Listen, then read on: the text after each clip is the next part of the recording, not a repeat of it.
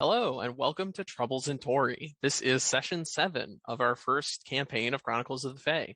I'm Faye, the MC for this campaign, and with me I have some friends, and we're going to play D&D. This campaign is a special project, one of many set in the world of the Wilder. The Wilder Project is a shared world IP where creators can use the structure and lore of this fantasy world called the Wilder in order to create their own stories and games.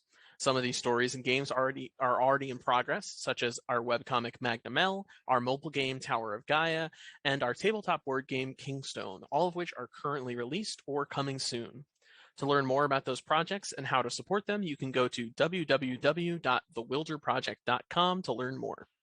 Before we begin the campaign proper, I'd just like to cover a few of my rules for the channel. It's important to remember that I am not a pro DM, nor are my players professional role players.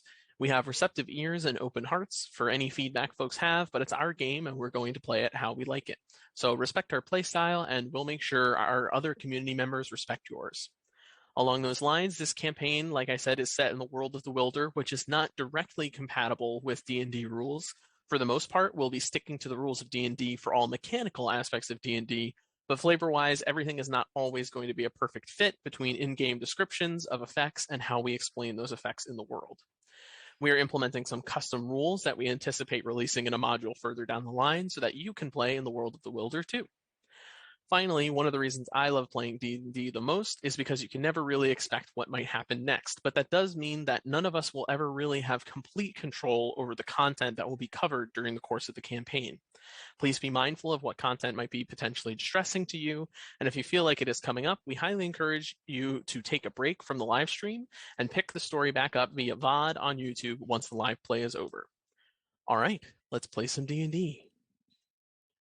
Our crew was tasked with the objective of joining a gang, and in order to do so, decided to rob the mercantile warehouse of the ship known as the Clio. During the robbery, the commotion it caused drew the attention of a troop of enforcer guards that were patrolling the western ledge wharf. The foreman of the warehouse outed the party and set the guards on them. After a frantic scuffle and hustle to abscond with the stolen goods, the party was divided, with Reuben, Raina, and Fishbait unconscious and apprehended by the enforcers, while Flynn and Anna flee from the enforcers on a series of disconnected boardwalks that line the cliff bottom of the western ledge wharf, hoping to evade the pursuing enforcers. Okay, Flynn and Anna, you have dove off of the boardwalk of the Clio warehouse and swam to the boardwalk of an adjacent dock. Climbing up and looking ahead of you, you can see there are about 6 more piers precariously towering 300 feet above, and 6 corresponding rundown little wooden boardwalks that line the cliffside below, each about 50 feet long that you would have to travel across. It'll be tough going, but it is definitely traversable to get back towards the shore of the bay, where you could try to disappear into the city. Suddenly, ringing out through the night, you hear a bell ringing in the distance, coming from atop the cliffs. Looking behind you, you can see that the Dahl enforcer has reached the bottom of the boardwalk and has lit a bright torch. And by that torch light, you can see several other enforcers coming down the stairs to meet him. Out in the open water of this large but narrow bay, lights go up, illuminating this small cutter boat. It sails mid-unfurling as directed spotlights affixed to the cutter's taffrails all alight and begin combing the cliff bottom. As you run, you can hear the Dahl exclaim, "That way! They've gone that way!" as he waves the torch directionally towards you both. What would you like to do? Me, please. We are playing Dungeons and Dragons. Now is not the time. She's going through a diet switch, so she's kind of like freaking out about food, but she's fine. She's fed. Okay. She's the ambient alarm that the enforcer. Yeah. We just keep running away, right? Like, I don't think there's, as stealthily and quickly as possible, avoiding lights and whatnot. Okay. Yeah. All right. So this is going to be a skill challenge. Of course it is. In order to escape undetected, I'm going to ask each of you to recommend a number of skill checks that you would like to complete in order to safely advance across these boardwalks and open water, evading the guards trailing behind you and the boat that is attempting to center in on you and focus its spotlights on you. Every success will permit you to pursue further along the boardwalks, and every failure will have some kind of consequence that will make it more difficult for you to escape the pursuing guards. There is a minimum number of failures before you are apprehended, or at least have an encounter of some sort. Any spells that you'd like to use or abilities to help augment or improve your ability to perform a particular check, you are welcome to attempt. And I'm going to have you go in your original initiative order, which is Anna first and Flynn second. So Anna, as you are fleeing down this pretty much abandoned empty boardwalk on this cliffside, what does Anna attempt to do to escape these pursuing guards? So we're still at the bottom, or we haven't gone up. We haven't gone up, right, to the like main. We're still in the bottom part. Yeah, you're on the bottom of the cliff, and every single warehouse along the top of the cliff has a corresponding tiny boardwalk. It's kind of like a maintenance boardwalk. Mhm. It doesn't have any barrels or crates for the most part. There is the odd like destroyed barrel or crate, and it seems like these boardwalks go relatively unused, with the exception of emergencies such as this, maybe. But it's essentially like the Clio dock up, down the boardwalk for that warehouse, and then there was the gap, the boardwalk for the next warehouse, and then there's a gap. So basically, our option would be either try to keep swimming to further things before going up, or just going up. Okay. I mean, the only thing I'm good at are like athletics. Yeah. And stealth, but like not really. Those are both perfectly acceptable checks. Which one would you like to try first? I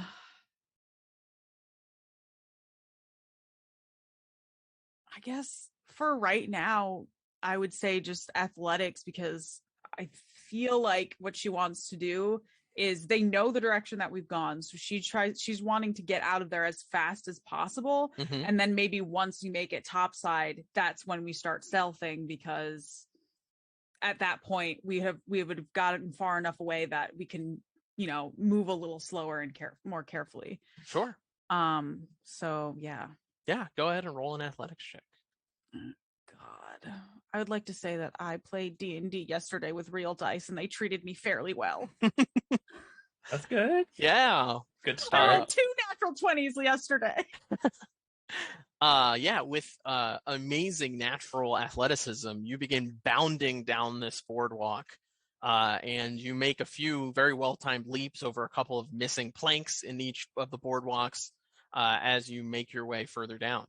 I'll call them out to Flynn when I see them. There's a hole there, watch out. And Flynn, that board's a little creaky. Make sure you don't step fully on it.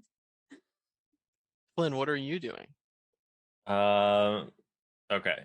I know you kind of just described this, but basically the first time we pass a somewhat fork, like we're running by like warehouses and stuff, right? So you're running underneath them. Yeah. So essentially we would have to get to the stairs like the other one had to be able to get to the top. What I want to go ahead. I'm just going to describe what I want to do, and you can tell me when and how I can do that. But I want to use dancing lights to mimic like 2 torch lights going a different direction.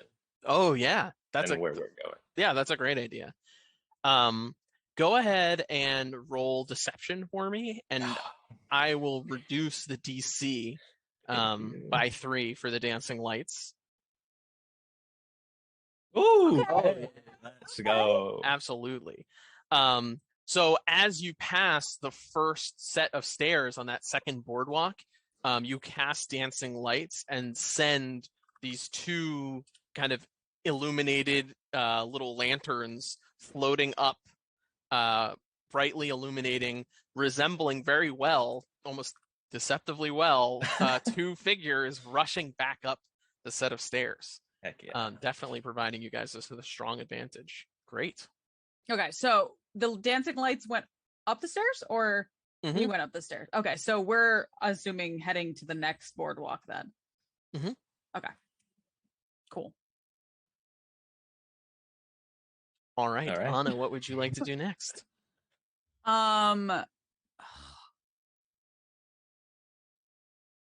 Is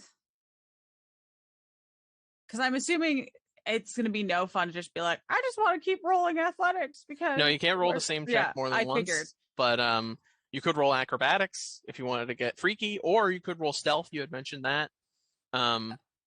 Okay, so since we're heading to the next boardwalk, is there like a am I able to see if there's like an easier path to get to the next thing besides jumping in the water and swimming? Like, does it have Sure, to yeah, have if like you a wanted to make couple a rocks perception to check. be able to? Mhm. Okay, I can try. All right, it's not awful. It's not terrible. You can see ahead of you that there are actually a few kind of like staggered sets of rocks that jut out from the water a little bit that would allow you to traverse a few feet without having to actually go into the water, which would reduce your travel speed by quite a bit. So yeah, that is a success. Okay, cool. I'm gonna point it out. There's some rocks there. We can climb those. Sick. Thank you. Okay, Flynn, what do you attempt to do next? Well, I guess that was kind of my most creative. So we're about to go through the water. Yeah, you're approaching the end of this boardwalk, and you're either going to have to hop from stone to stone here for a little bit, but you will eventually have to get into the water and swim to the next boardwalk. Um. Hmm. Okay, I guess it's my turn to do some athletics. All right. So jump on these rocks. I believe in you. Or acrobatics instead? Yeah, you could do acrobatics or athletics. Cool. Mm. Not terrible. Not terrible, but unfortunately, that is not a success. That Okay. is a failure. You do a little hop off the boardwalk and try to nimbly land ninja warrior style onto the next little rock, and you slip. You fall into the water, but not super loudly and not in a way that's detrimental to your travel. Okay, cool. Okay, that's 3 successes, 1 failure. Anna, what do you attempt to do next? As you are now swimming through the water, you're approaching the next boardwalk. God, it's hard coming up with things that I can do. If it's easier, you can recommend a skill, and I'm happy to offer you some options for how you might be able to utilize that. Okay, I've already done an acrobatic or athletics and perception. So I'm currently in the water approaching the other one. Okay.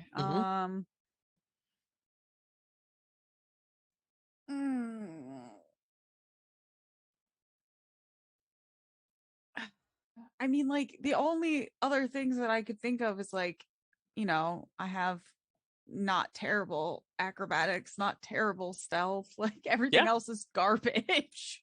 Sometimes it just comes down to the roll of the dice. Yeah. I don't like the sound of that. But it also, if you have a how well has that worked out for us? You also if you have a creative application of one of your lower skills, it might be a low DC.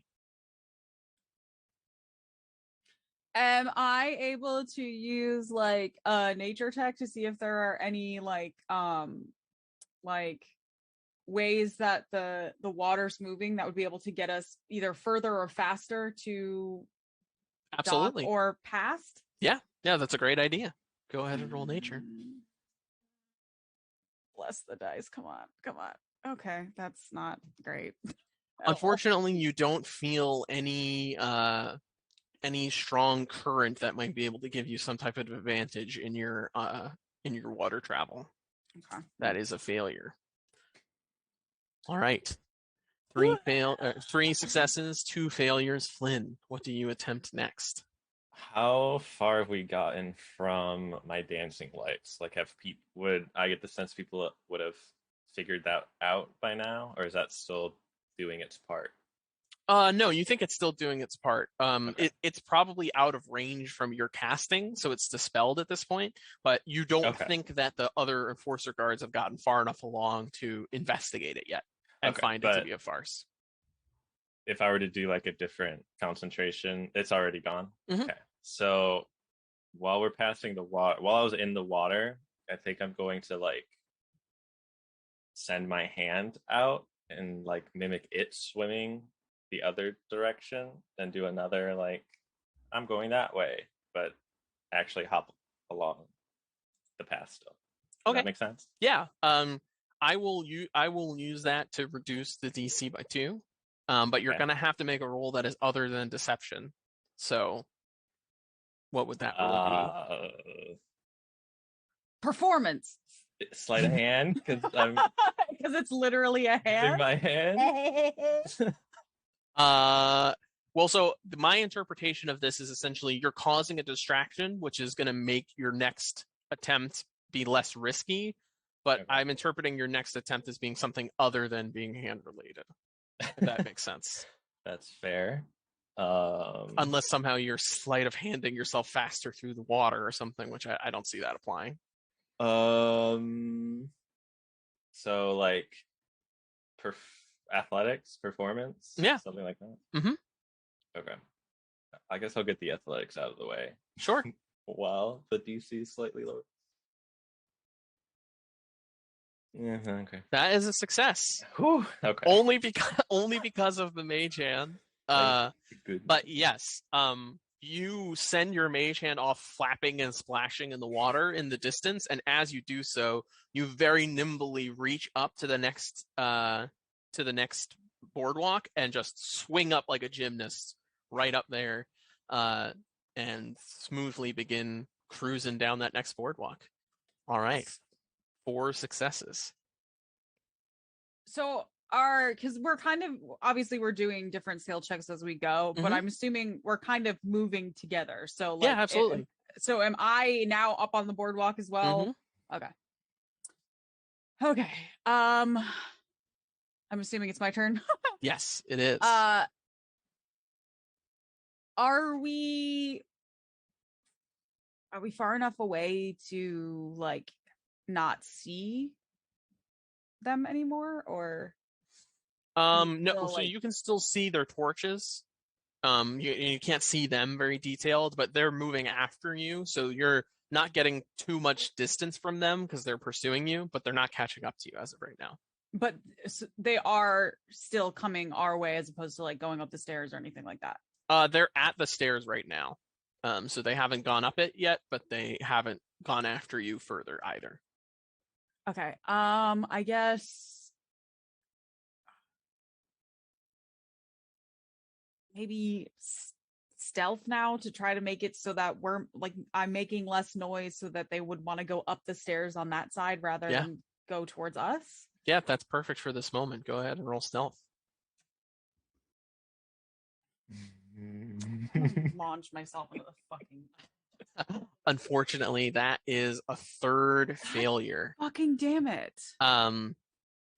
And you see that the guards behind you are running down this boardwalk, and you step through a plank, and there's a loud crash as all of the bits of wood fall into the water. And you can hear one of the guards shout, "That's not them over there!" And they begin pursuing after you. I'm sorry that you got me as an escape partner who can literally do fucking nothing. Like, I'm sorry that you got roped with me. I roll like garbage and I have literally nothing that can help me. I mean, No. the rest of us wound up unconscious, so... I believe we can do this. Alrighty. Unfortunately... Oh no, maybe we can't do it. Unfortunately, that 3rd failure puts the guards on your trail, And as you are swimming to the next boardwalk, you see that the cutter is approaching the dock. As it pulls up next to the boat, 2 enforcers hop off of it and obstruct your path on this boardwalk. Hold on one second here. I'm going to add them to the combat tracker. You can punch them. You can punch him. And since we're at the top of the round, Anna, you get to go first. You are within 30 feet of these guards. Essentially, you're at the beginning of this boardwalk, and they're at the middle where the boat has pulled in. What would you like to do?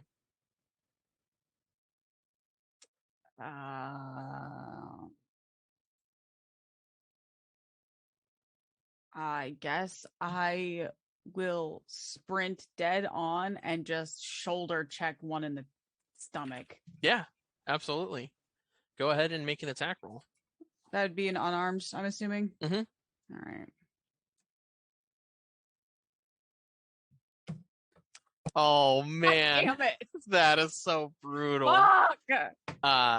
Yeah, unfortunately, this boardwalk is very run down, and as you approach the guard, your foot goes through another plank, and it just puts your swing off by just a little bit. And instead of barreling into this guard, you kind of rest on your knee to his side. Cool. Okay. That is your turn. The guard gets to go next, and he will attack you. And he gets a 2, missing. The other guard runs up and says, "Surrender! There's nowhere for you to go," and goes to stab you with his spear. And hits, dealing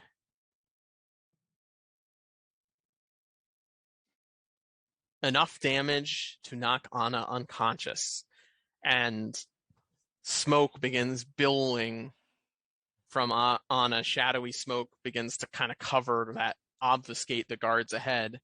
Flynn, what do you do? Use that as your escape. I'm What a making a great smoke screen. Go, go, go. We'll all be together if you get. So excited. Okay. So they're like 30 feet ahead of me still. Mm-hmm. Okay. I'm going to bonus action, expeditious retreat. Sure. And then for my action, is there a way I could like run up and cure wounds Anna without getting in attack range of them and then keep running? Yeah, let me just check something real quick. So you wouldn't be able to cast Expeditious Retreat and Cure Wounds on the same turn, because neither of them are cantrips. You can only cast one spell per turn. Oh, I thought if it was a bonus action. Oh, okay. If it's a cantrip, you can cast a cantrip as one and a full spell as the other, but Okay. not 2 full spells. Rough. All right. You could, without using Expeditious Retreat, you could run up to Anna in a way that puts you within 5 feet of her, but not 5 feet of either of the guards, and you could cure wounds her. That is definitely doable. You have to touch though, doesn't it? He has to touch you, but he doesn't have to get close enough to the guards that they can touch him.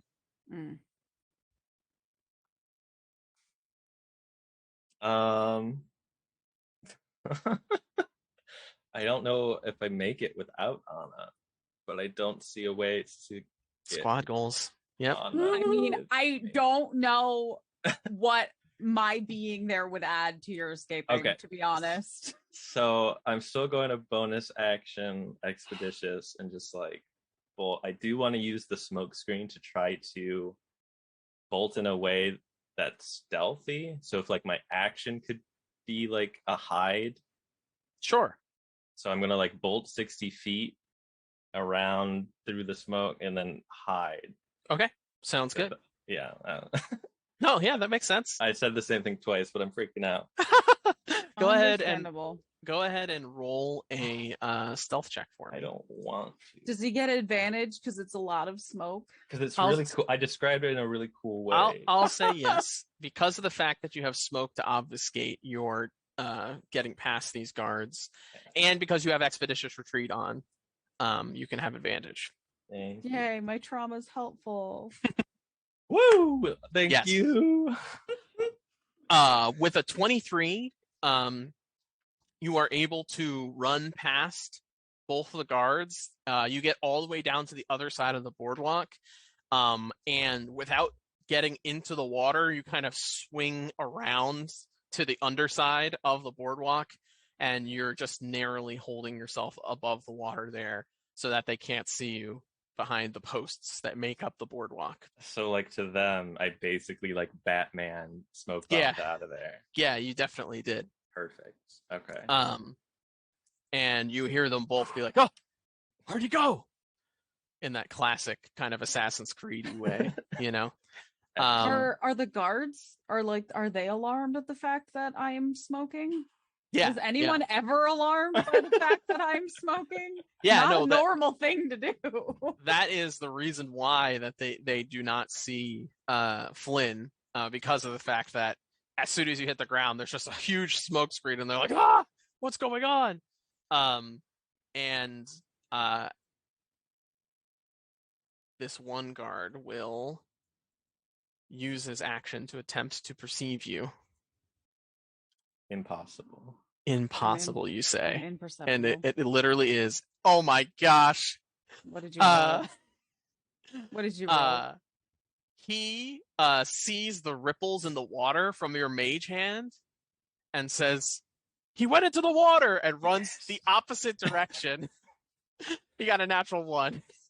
Okay. He runs the opposite direction and dives off the boardwalk into the water, and he's now swimming after the hand. Wow. The You should have second- taken the boat. The second guard is going to attempt to do the same and figure out where he's gone. Oh, and with a 5, he walks away through on a smoke screen and walks the 30 feet to the edge of the boardwalk and says, "Where'd he go? I don't see him." Finally, No one- some dice justice. Yeah. Finally. No one puts Seriously? Flynn in a corner, baby.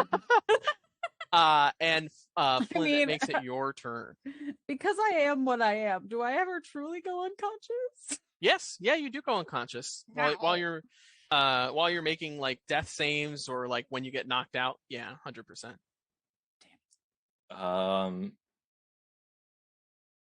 I guess, can I perceive if those were the, like, how many enforcers were left on the boat? Or if those were the 2 ones there and, like, the coast is clear? Yeah, yeah, you can go ahead and make a perception check. This won't be an action or anything. It's a quick glance. You can see what you see. I see nothing. It's hard to say. A cutter is a small ship. It's probably not manned by 2 people, but there may not be enough to send any more out off of that boat. But you don't see anyone coming as of right now. I think I just want to, at this point, hide as best as I can. Like, keep going, try to find a crack to, like, slip through. Just very, like, I don't know. I think that they think I'm going to keep running somewhere, so I'm going to just try to, like, hide out here. Sure. Wait it out. I don't know. Yeah, so When- you're all the way at the end of this boardwalk. They're like 50 feet down in the other direction.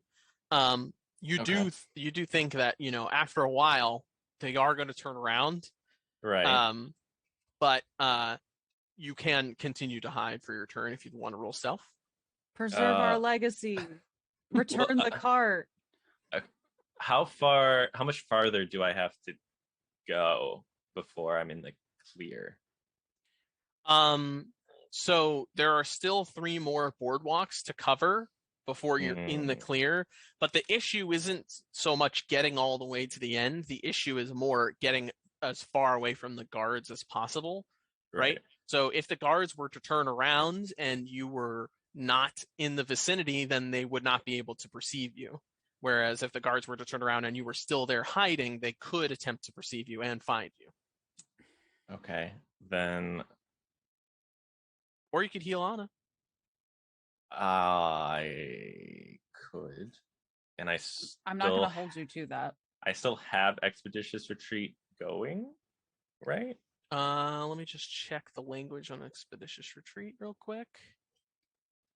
It's a bonus action, concentration up to 10 minutes.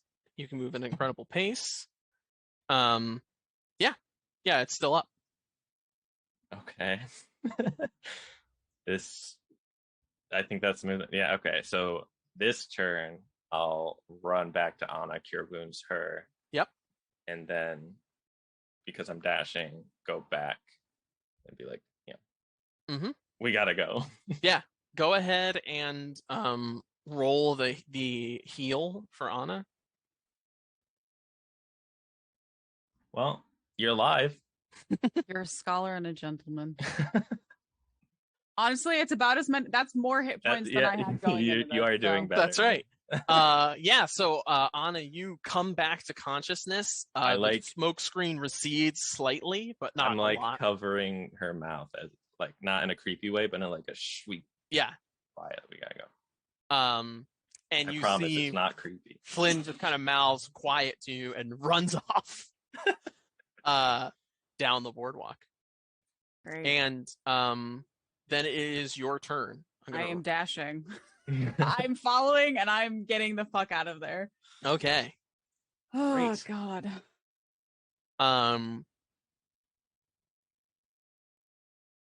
Go ahead and roll stealth for me as well. This is not to punish you. This is to see if maybe they don't even hear you. Are you sure? Are you Yeah, sure? yeah. Are you sure? Are you No, sure? it's not. It's not to punish me? It's not to punish you. There's no punishment. I just punish- wanted to see if maybe they didn't detect that you guys were running off at all. I'm real mad that it really snaked that 20. All right. So the pursuit begins again, as now instead of having a full troop of enforcers behind you, you just have these two, and you continue down the boardwalk. So I presume each of you are dashing each turn.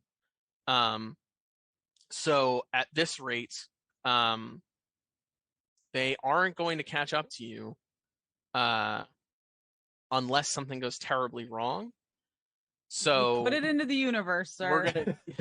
We're gonna do another easy skill challenge this time. So so less failures before you get. More failures permitted before you get caught. And begin again. So at the top of the round, Anna, what are you doing now to flee these pursuing guards? As you can hear splashing out in the water, right? And he says, you hear just faintly in the distance, it's a hand. And it's just hand, giving the middle finger. Yeah, as it slowly floating kind of in the water, flapping back to you. And the other guard says, blast it all, and turns around and goes, there they go. And the chase is on again. Anna, what do you do to advance in your flight? Okay, so all skills are back on the table now. They're a new round. Yeah, they're not super close or anything, correct? No. Okay. They are 60 feet away at this point. You are both in the water, and just pushing off of that last boardwalk. Not the last boardwalk, the boardwalk we were on. The boardwalk you were last on, right? Okay. Yeah.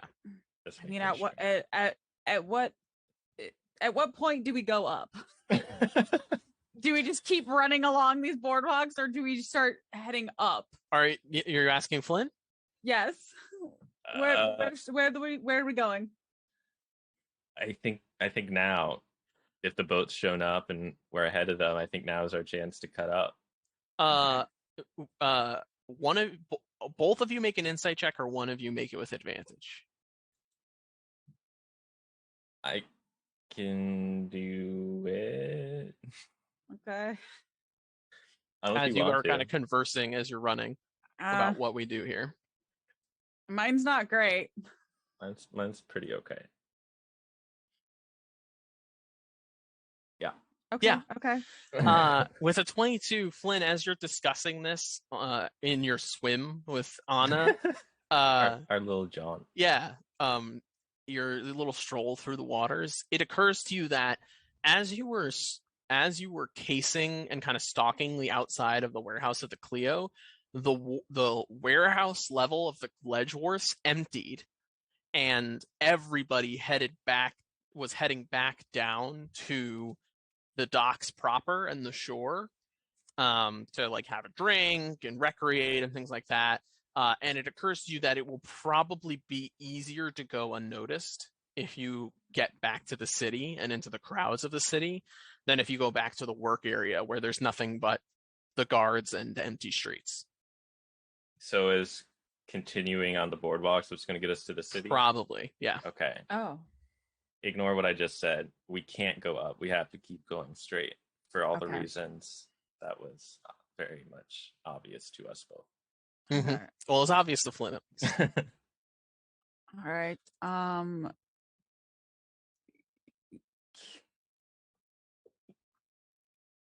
Would it slow us down if while we're running, I just start knocking things over to make it more difficult for the pursuer?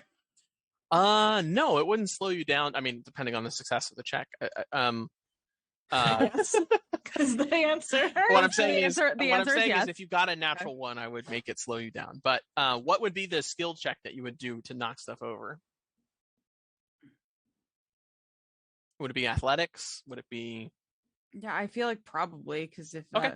I would be trying to like muscle the heaviest things I could find to just throw in their way. Mm-hmm. Go ahead and roll an athletics check. Okay. Yeah, that's a success. As you're running, there's not a ton of stuff on these boardwalks. Like I say, they go very underused. There are a few broken and battered like crates and barrels that as you're running, you just kind of grab them with one hand and smash them behind you. But what you do as you get about halfway through this next boardwalk is you just go to two of the posts on either side of the boardwalk as you're running. You just grab one, yank it to the side, and it starts kind of collapsing behind you, and you yank the other one, and it starts collapsing behind you. And yeah, that will definitely slow their pursuit. Okay, that is one success. Flynn, what do you do? I'm again gonna take Anna's lead and be like, that's a good idea, but I'm going, well, she's But I'm gonna do it better. Watch this. Since she's handling all the like ground level stuff, I'm looking up to see if there's anything I can shoot to like have drop down. Yeah, like absolutely. I don't know, crates of steel roped to a crane or something crazy. Yeah. Yeah. Go ahead. Go ahead and make Everyday a occurrence. perception check for me. Okay. Nice. Okay. Yeah, okay. absolutely. As you are passing through this middle section of the boardwalk, that's right when the 300-foot pier above it, right, comes over it. There's tons above you that you could attempt to shoot to knock this down. And you do. So go ahead and fire an attack roll for me. Sure. And I'll say this is an extremely low DC because you're firing into like a mess of stuff. So it's very likely to hit something. Oh, there it is. Okay. Oh, that's damage. Yeah. Yeah, that 19. hits. Yeah, you fire your crossbow above you, not even looking up, right? You just hear a plunk and a creak and as things begin to crack and crash behind you. And you keep on running. Nice. 2 successes so far. Great. All right. Anna, it is your turn. What do you attempt? You are now approaching the end of this 4th boardwalk now. There's just a few left before you're swimming to shore. Okay.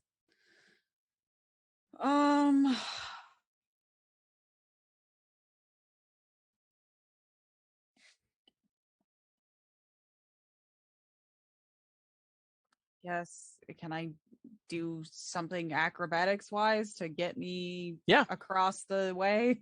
Mm-hmm. Go ahead and roll doing acrobatics flips and shit. Hell yeah.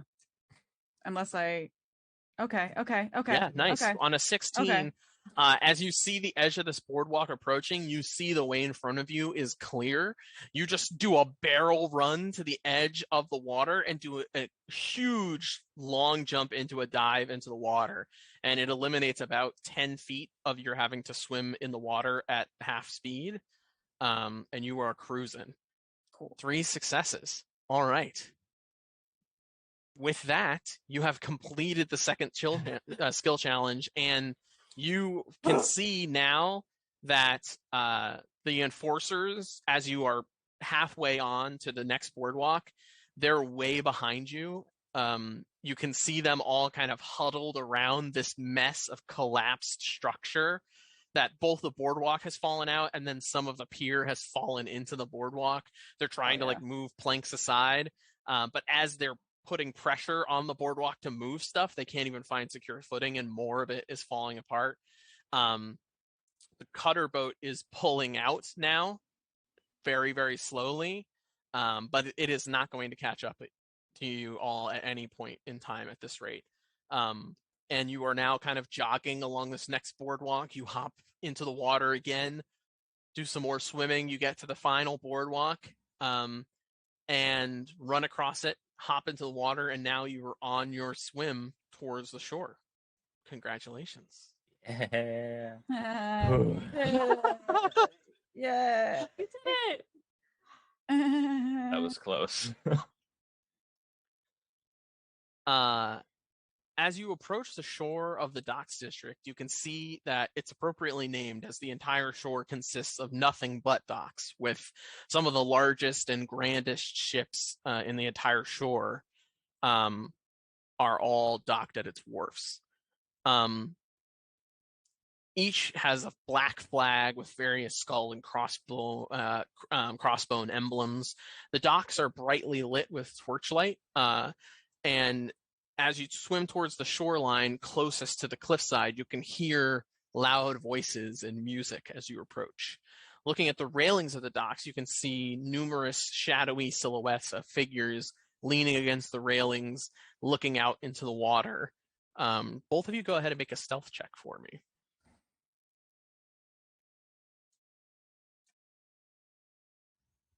Okay. Well. Very nice. Flynn was never seen again. Just a 24. Quietly and softly, you paddle through this water. You float directly underneath the dock, and you can hear distant conversations. You hear a deep voice saying, "Look at the creamies trying to enforce their laws." And you hear another person say, "Better not be one of our boys they're chasing, or they'll be in some trouble." And then you hear one person say, "I wish it were me thereafter. I'd give them a way better fight than some ledge lubber." And they're just kind of talking, looking out over the railings above you. What would you like to do?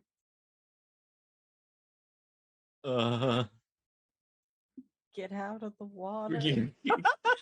Yeah. So keep getting away. So you are able to navigate with those stealth checks. You're able to navigate all the way to the edge, right where the shore meets the declining cliff. And you're able to climb out of the water onto the docks relatively unseen. Climbing up the docks, you see that there's a large crowd of pirates spread out across the entire promenade before the docks. There are large stacks of Fomorians sitting astride piles of barrels, drinking from large tankards of ale. You can see there are multiple crowded circles of folk in this, and in the center of the circles, you can see distant figures engaged in like ferocious fist fights, just pummeling each other as the crowd jeers at each of them. Behind the mob, you see the massive buildings that make up the docks, many of their windows alight with collections of flags waving from their banisters. And about 200 feet away into the crowd, you can see the road that you took from the market to Cliffdown Row, where you went to the market and borrowed the cart from the Harpy earlier in the day. And you know that's where you need to go if you're trying to get out of here. Can I see if there's any, not her carts, but any other vacant carts on our way past? Sure. Yeah, make a perception check. think she'll notice? Yeah. If Just a 10. it's really crowded, and it doesn't look like there are any unoccupied carts. What was the market that you had arrived at before has been cleared out at the end of the day. I mean, you guys helped the Harpy pack up her goods as all the merchants were leaving. And it seems like any cart that's currently here is being used to transport some type of alcohol and is being guarded quite zealously by pirates. That's about as much as I'm willing to try to get this cart back. Okay, what do you do? Well, we have a lot of planning and a lot of resting to do. So I think we need to get back to the inn I know the name of. The Soak Sail Inn? The Soak Sail Inn. And get out of Dodge. Sure. We'll have to do our investigating on how to find them, where they end up with the You guys- enforcers and everything. Aren't gonna like make friends with the pirates and have them bust us out of jail. Or like, I don't know, Why would find we the do cart. that? Find the cart, I guess. Yeah, let's go back to the scene of the crime. I mean, it's the last place they find would the expect cart. to find you. Obviously. Okay. As you head off through this crowd, what are Anna and Flynn talking about? Now, when I was 3, I don't remember that. So that was a lot more smoke than usual. Are you, as much as it helped me, are you feeling okay? Yeah, I'm doing great. It happens all the time, and nothing to worry about. It's totally normal, totally cool. Okay. Go ahead and make a You can deception check for me, I was Anna. gonna say you can straight up tell that she is not given the full story, but I can, you know. She definitely thinks it's normal. Well, I mean, as far as I've been aware, it's normal. Mm-hmm. This whole world's new to me, so I'm not gonna pry too much. I mean, I obviously have my own secrets, so I respect that. I think everyone in our group, RIP maybe, has some weird stuff going on. So Yeah, I mean, I don't really. I mean, I know why it happens, but it wasn't always like this. But as far as I've seen that this is fairly normal. okay. Well, I'm grateful for it. I mean, yeah, it's really helpful in the moment. Thank you for coming back for me. You didn't have to, but you did, so thank you. I mean, honestly, I don't think I didn't like my chances. Head empty, no without you. thoughts. So it felt like my only option. Yeah. Still appreciate it nonetheless. As you approach the edge of this crowd, you can see where the road comes down from Cliffdown Row. There is a small patrol of enforcers. They're at the edge of the crowd, and you can see they look kind of timid almost, and you can see there's a large ogre who's yelling at them, and he says, "There's no crime here, only party. You come to party?" And the enforcers are saying, "We're doing an investigation. There are criminals on flight. We have to pursue them out of our way." And he says, "No criminals, party only. Party, party." And you hear a bunch of the pirates all start chanting and getting bigger and louder and grouping up in front of the enforcers, making it impossible for them to get into this group. Both of you go ahead, and you can either roll stealth or deception for me. So My stealth is better. still not great. Well, mine's not much better. you both kind of a little awkwardly pop out of the crowd, like it's hard to squeeze through, and just pop out in a very obvious way. And you can see it definitely attracts the attention of the guards, and they start walking over to you. I don't know how much clothing you have to ditch, but I think we are very obvious and they know what we look like. So any way we can alter our appearance, and I'm taking off my like over sweatshirt thing, jacket. Yeah, so you discard some of your wet clothing, and are you sticking around as they approach you? Are you walking away? Are you running for it? Swiftly walking perpendicularly away. Sure. From okay. Yeah. And as you walking, you hear behind you say, "Hey, do the hey, same. you stop! Hey, you stop!" And then, hold on one second here. We just got out. We can't catch a break. Nope, there's no break catching. Damn it. You don't hear any further calling out, and you look behind you, and it looks like the guard has decided not to pursue you. And walks back. Wonder there's so much crime here. Jeez. Well, behind him there is almost like a full-on riot of parties of pirates that are just yelling party at these enforcers and kind of shoving them back a little bit. So he goes to reinforce his troop, and the two of you are able to head up Cliffdown Row. It is still like another hour's travel to get up Cliffdown Row, which is the only means of getting between the docks and the rest of the city for the most part. If you wanted to, you could try and find a place here to take a short rest before you continued on. That is an option. Or you could decide to take the risk and just go for it right away and head up. What would you like to do? Sounds more like a suggestion. No, these are options. Will There's say, pluses and though, minuses to both. that I am smoking still. And that's not a normal thing that people see every day. I'm just gonna throw that out. That until I am fully healed, like, I will continue to draw attention to us because I am not normal. Does Anna say this to Flynn? Yes. Let's Or she'll say, like, Anna says, "I am not normal." well, no, like, Anna's just gonna be like, okay, like, listen, I'm gonna be honest with you. We need to stop for at least a little bit of time because this will continue. And as far as I am aware, it is not the normal thing that people see every day, and it will draw attention.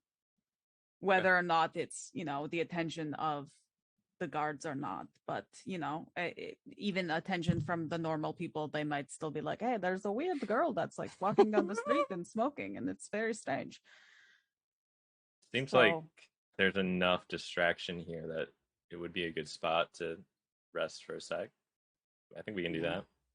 I mean, we don't have to do like the full rest here, but I mean, at least a little bit so that I can, rein this in a little bit, because it's absolutely not ideal. Yeah. So the rock bottom bar is also at the bottom of Cliffdown Row. You both have been there before, and you could head in there, and hopefully be unperturbed for an hour if you'd like to try that. Sure. Cool. Is that the bar we were in like before? Yes, you were in here earlier this afternoon. Okay. I know it feels like weeks ago. It does. Yes. This isn't like the crazy gambling bar though, so Rose. No, that's the Compass Yeah. Rose. Okay. Yeah. So again, you approach this tiny, just single square room of a bar, with that kind of driftwood door, that marks the entrance to it. You walk through, and it is way busier than it was before, with mostly just sloppy, intoxicated Fomorians. Nobody even looks at you as you walk in. as they're all kind of just falling over their seat or table or each other, calling out for more drink and slapping each other, arm wrestling, things of that nature. And you're both able to grab a seat. Go ahead and one of you roll a d20 for me. Are you feeling lucky, punk? Uh, No, I he know. isn't. I know. Yeah, I know. As soon as I say I'll handle it, that's when the ones come. Too late. I did it. Okay.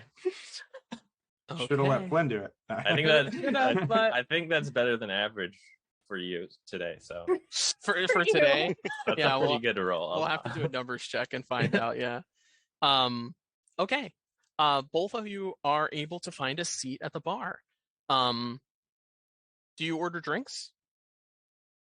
I'll order one, but I'm not actually drinking from it. I'm just kind of holding it. Sure. Yeah. So to make not look suspicious, just kind of order something, but like pretend or like take small sips and not really. Yeah, absolutely. You see a vampire barmaid and call her over, and she agrees to go and fetch you a mug of ale, and that'll be 2 copper pieces. So just mark that off.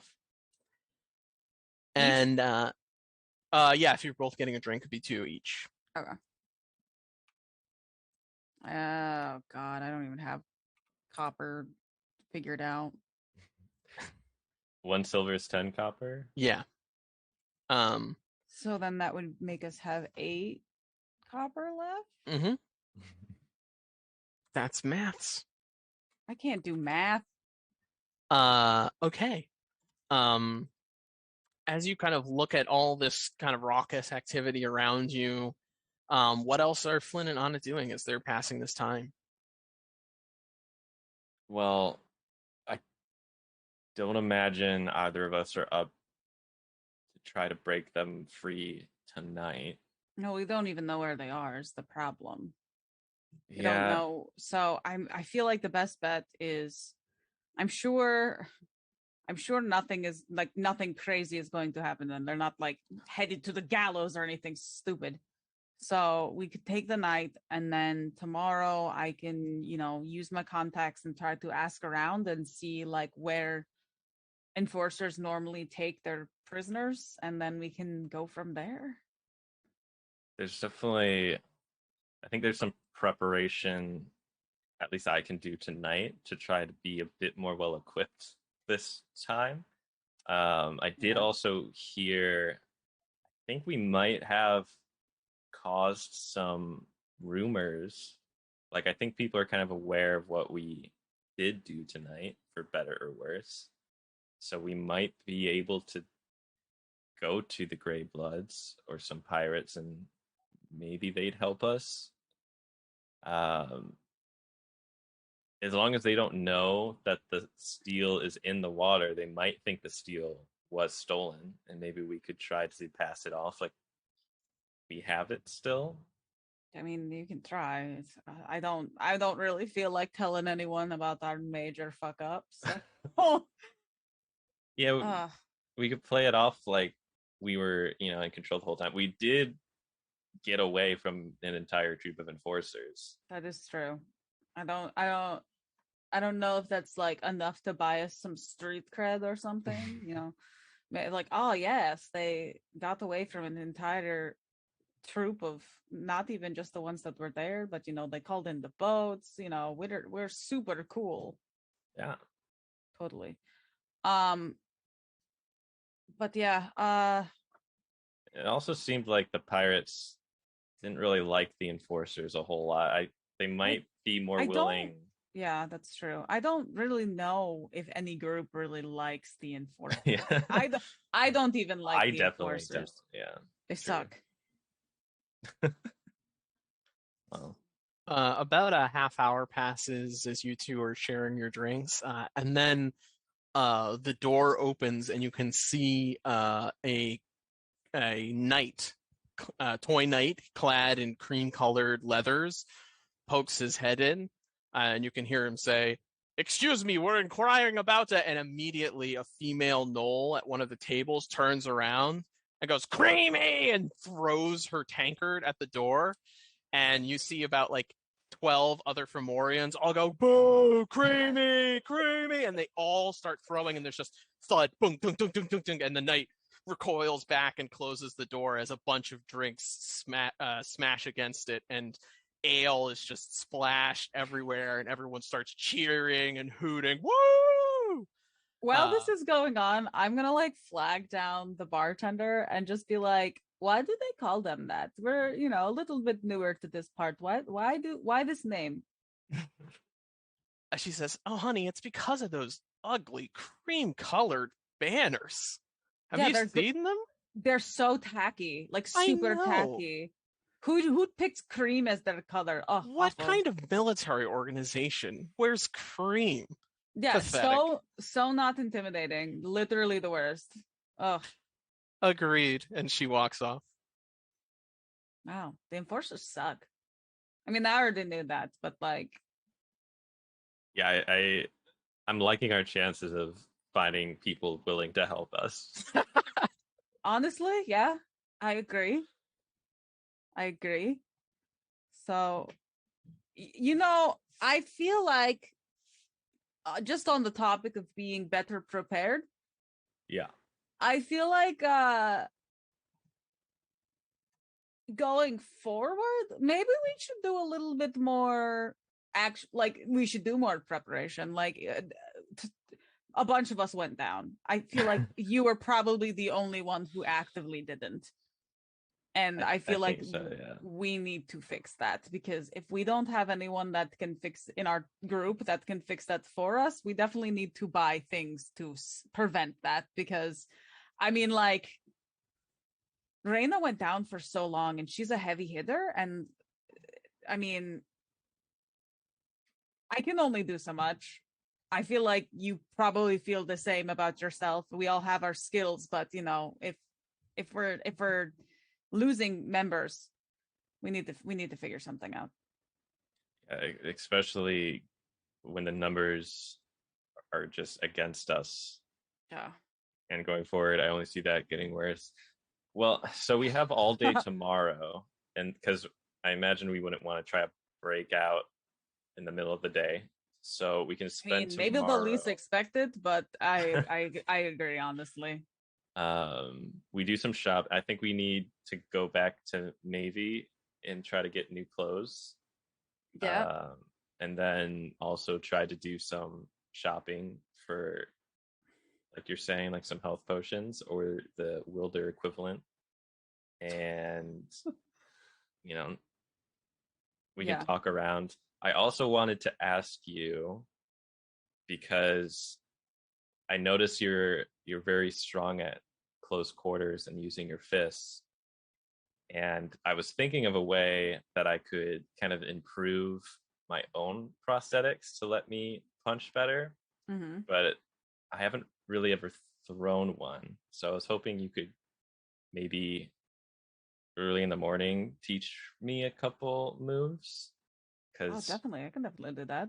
I'm good at range, but when these people swarm me, I'm stuck, like, trying to shank them, and definitely. it's awkward. I can show you how to throw a punch. Sweet. So it's one of the very few things I'm good at. Excellent. About another half hour passes, unperturbed, and after that hour, the both of you have completed a short rest. So you can both click to expend any hit dice you'd like to in order to heal up before you hit the road. Ooh. God damn it. Oh. Oh no. All right. Do we get any spell slots back, or is that only long rest? Only long rests. I mean, it's class dependent, but I think for artificers, it's long rests. Yeah, do I get my spells back? No spells back for you, fighter. All right. You head out after that hour? Yeah. I think we do a check. The coast is clear. All right. And then we head out. Sure, yeah. You walk up to the door and stick your head out. Smoking half as much. Make a perception check.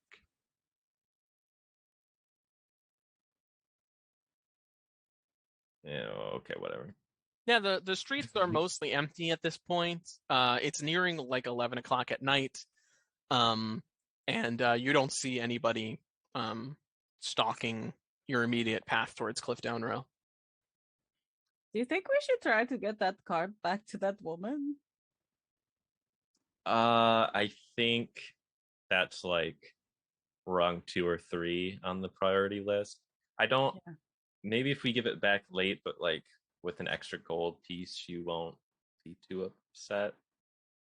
But, Or like try to turn us into the enforcers? right. All Yeah, I right. feel like even if we were to try to do that now, we would just end up creating more. Oh yeah, no, attention. I agree. I feel like that's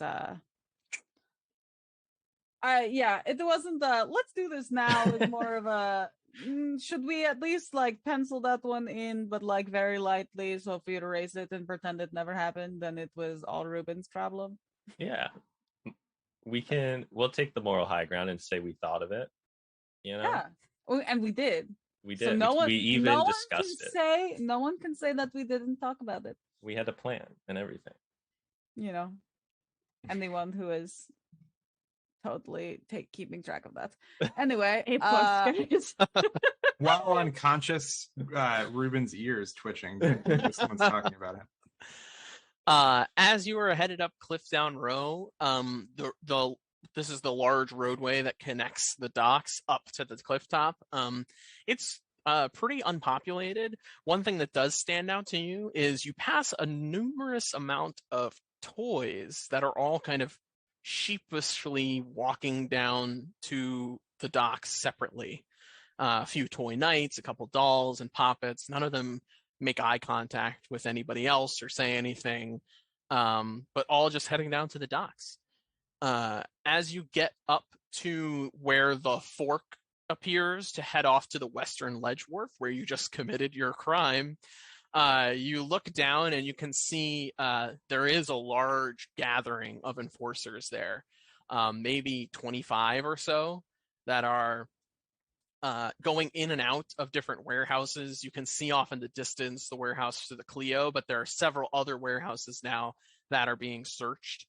And you don't see any more coming down the way. You continue up, heading into the city. One of you go ahead and roll a d20 for me. I'll take You can this do it one. this time. Maybe you'll be better.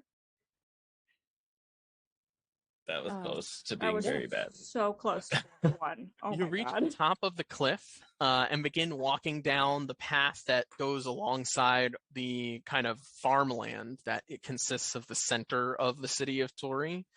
You can see the estates of the feudal lords, the nobles that own the properties are kind of alight still in the evening. Must be and nice. you approach the densely populated area of the market district with its towering buildings overbuilt and looming over each other. You finally get to some nice cobblestone roadways that are familiar to you, and start trekking through Midtown Cross to find the Soak Sail Inn. However, this is your second time in the city, so I'm going to need somebody to make a survival check to figure out how to get to the Soak Sail Inn. Brutal. You guys can do it. I think it's a wash either way. I just rolled a d20 if you want to do this one. I can try. Okay, not awful. No, yeah, not terrible. It takes some time. You go down a couple wrong ends, particularly because of the fact that the Soak Sail Inn is like around an alleyway. You check a couple of the wrong alleyways on your way through Midtown Cross. And as you're walking out of the last one, you're like, I'm 100% sure I know where it is now. As you do, both of you make a dex check for me. Or sorry, a dex saving throw. A dex saving throw? Mm-hmm. Who's trying to? Yeah, good luck. Really? Oh, Nice. You hear a whoosh in the air, and Flynn, a natural 20, you're like, I know what this is. And you step to the side as there's a loud splash as more city juice splashes down in front of you. And you hear somebody call from way up above on like maybe the third building up. You hear, sorry. No worry. I honestly was in Did the it way. miss me too It this missed time? you as well, Anna. You see Flynn make a jump for it, and you follow suit without really knowing what's happening. But you narrowly avoid this odorous, slick fluid. Seriously, And this is waste so as it hits- disgusting. You people are vile. Do you not even look to see if people are walking? Rude ass. We're trying to not draw attention, I'm walking here. and you're still kind of smoking. So like throwing stones, maybe not what we're doing right now. So let's keep going. And we're at least not like right by the docks. I can be an asshole to this dickbag who almost. Blech. Ugh, gross. sorry. Do better. After that, you are able to find the alleyway that leads to the Soaked Sail Inn. You see the familiar double doors with the dripping wet sail emblem that indicates what has been your home for the past night. Yes. You enter, and you can see the crowd has kind of died down in the Soaked Sail. Dusty, the fox stuffkin barkeep, is still behind the bar. And he turns to you both and says, "Well, lovelies, how you doing? Wait, where's the rest of y'all?" You know, it's been a rough night. We're gonna have to pick them up tomorrow. It's the whole thing. Is partied way too hard. You know how it goes. I do. That I do. You know, you drink too much, you're a little too rowdy, they stick you in the clink for like the night, kind of, yeah. Sure. Yeah, absolutely. Well, on that note, drinks? Oh, I don't think I could have another. Understood. Well, you've already paid for your room, so have yourself a good rest, and I'll see you in the morning. Speaking of, we don't really know where the clink is, and we kind of have to pick up our friends. Do you have like an idea of where they might have been taken when, people get a little too rowdy? Like, where do you send them when your customers, cause a ruckus? Does it depend on like the area, district that you're in, like where they go, or do they all get put into like the central area? Well, let me just get one thing straight. They haven't really gotten drunk, have they, and gone to jail? People who get too rowdy usually just end up unconscious in the streets, if you know what I mean. Yeah. A fight or two might have broken out, like really rowdy. There definitely maybe some enforcer involvement, unfortunately. Wow. Well, I'm sorry to hear that, honey. They're good people, they just went a little Sometimes too they hard. make bad choices. No, It yeah, happens to I the best know. of us. No, that Reuben's a good egg. Yeah, well, there's only one major prison in the city, and that's the Bastille of the fortress, Fort Stormholme.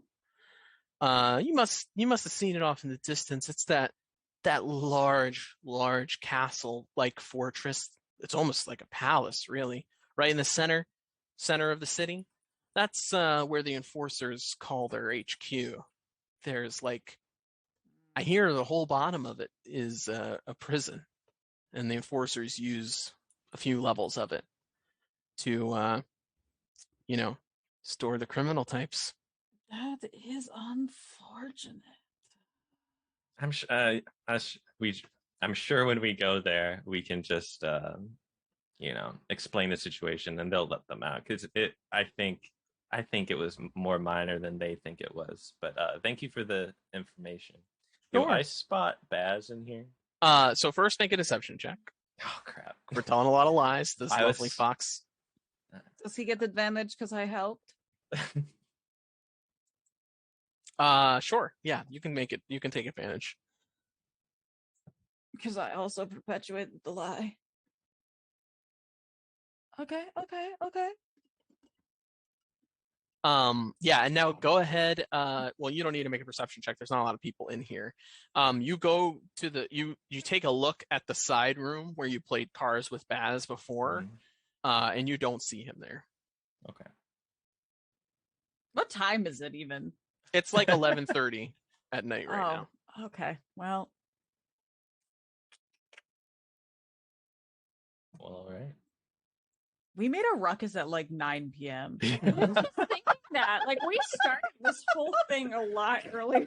My whole they got drunk and taken to jail doesn't make as much sense now, but yeah, whatever. You rolled. They were a day perception drunk. check. Really drunk. We got very- really We're just a bunch of rowdy at lightweights. dinner. Oh, yeah. And with that, do you head up to your rooms? Yeah. Yeah. Okay. Yeah, you head up to the 3rd floor of the Soak Sail Inn, to the rooms that you slept in the night before, although this time you sleep by yourselves, as Raina and Flynn and Shoal are not with you. Ruben. Oh, sorry. Yeah, I'm Flynn. yeah, I'm that's here. right. Flynn is there. Ruben. You are and not with Joel yourself. and You're Raina I having was an not there. out of body experience. I was You're taken not in the night. present. His astral form is off somewhere else, trying to find his hand. So what Have we'll you just do? been handless this whole time? No, the hand swam It back. came to back. him. Yeah, it came Oh. back. And we are going to take a quick break, and then we will pick up with the other half of our party and figure out what's going on with them. Now you Yeah. get to roll dice, motherfucker. Yeah. Not panicking. now or you anything. get to have the dice just be very mean to you this whole time. Yeah, and apparently maybe wake up in the bottom of a fortress. Yeah. So, Yeah, you Great. guys might be left there. Sally. And as we go to take our break, I just wanted to shout out to the audience that we are running a giveaway during our break. There will be a form posted in the chat. You can go ahead and fill out that form to be entered in to win some D&D swag. We'll be giving away a pretty awesome engraved wooden dice box at the end of this. that we made. That's right. So go ahead and take the time during the break to fill out that form. We will announce the winner when we get back. We'll see everybody in about 15 minutes. See you then.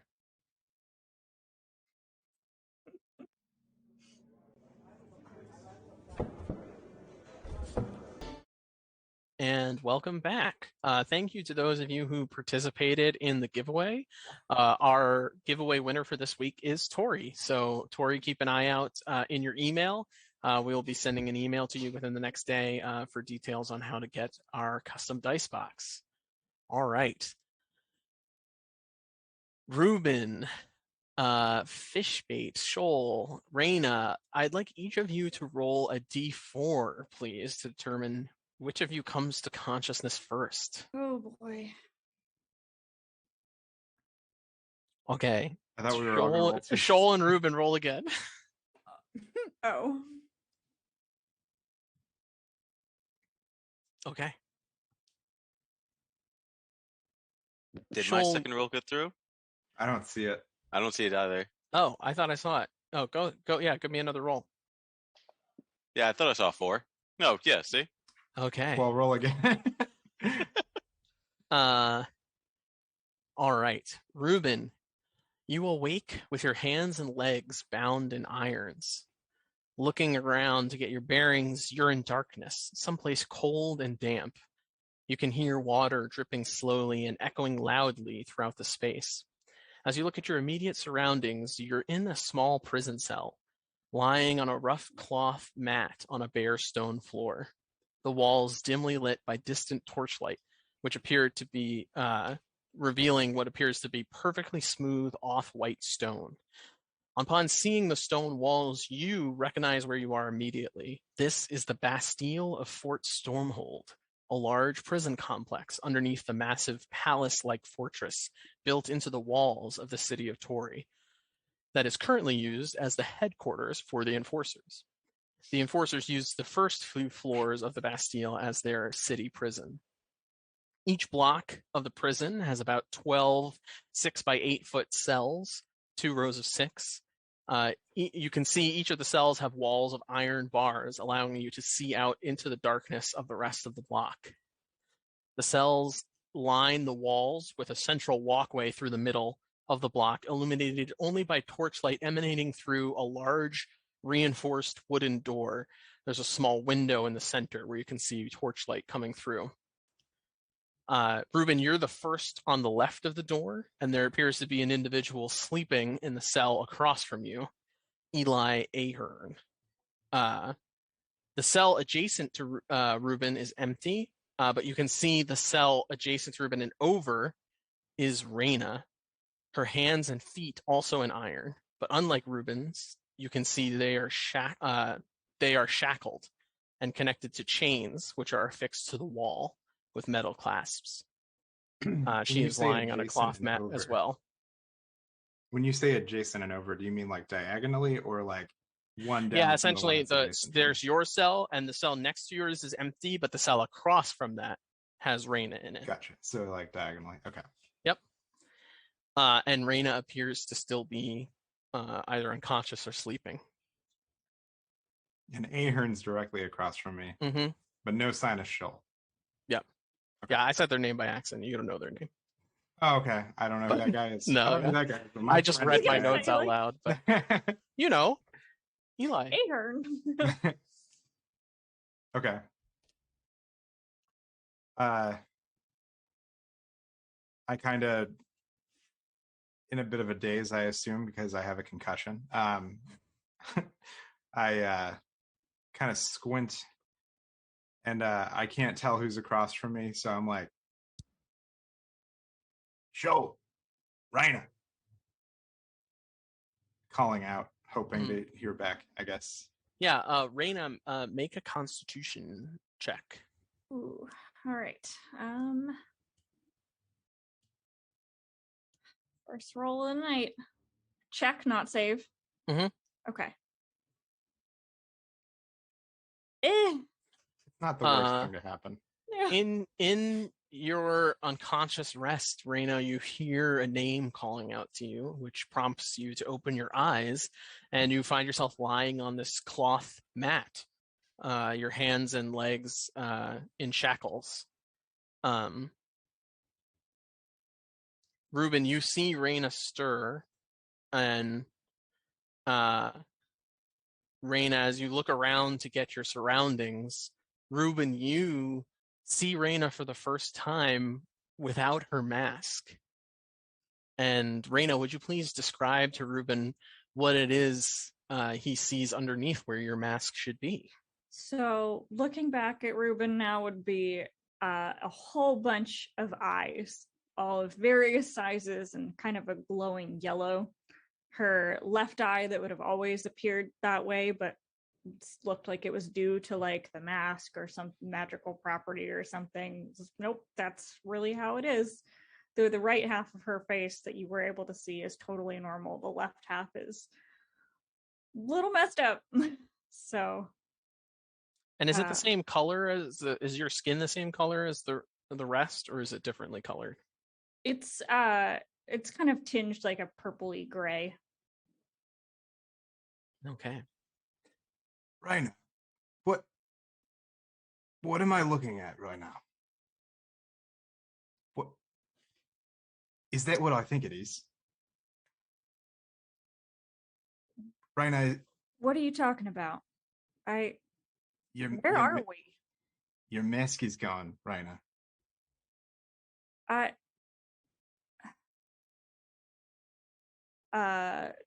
She like tilts her head forward so her hair is covering her face a little bit. Oh, that. It's fine. It's fine. Raina, are you afflicted? Look, it's not. I mean, I guess the cat's out of the bag, but. Do you have any idea what kind of danger you've put us in? Are you being hunted? Who else knows about this? Not only one person. So I don't think y'all are in any danger. All right. I'm As far sorry. as I know, it's only Are you okay? I guess I'm surprised we're alive right now. Do you think Yeah. they took it off of you? Is it anywhere in your cell? Can you hide it again? Arena will look around, I guess. Is there her hands are bound though, I mean. Yeah, your hands are bound. The cells are pretty bare. Besides the cloth mat, there is just a bucket. And it doesn't appear to be a mask anywhere in the cell. She just kind of shakes her hair until it's covering her face more.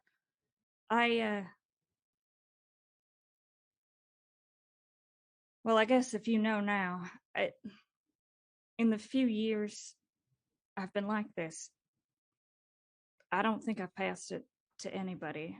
I left home because I was worried, my kind, nature, plants, we're all connected. So I had my fears, but I think y'all are okay. I just don't tell the rest of them, okay?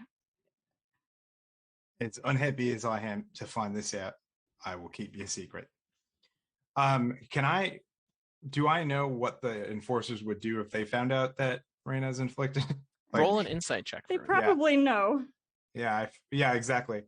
Well, that's why I'm kind of freaking out. I think that's my reaction, because if they know, now they know, Yeah, so they you know. know that the enforcer's number one objective is to keep the charter dry, right? Which is to mean make sure that there's no trouble in the city of Toraigh that would bring about so much attention from the authorities up north or from the national government of Dub Cluain that would cause them to lose control over Toraigh.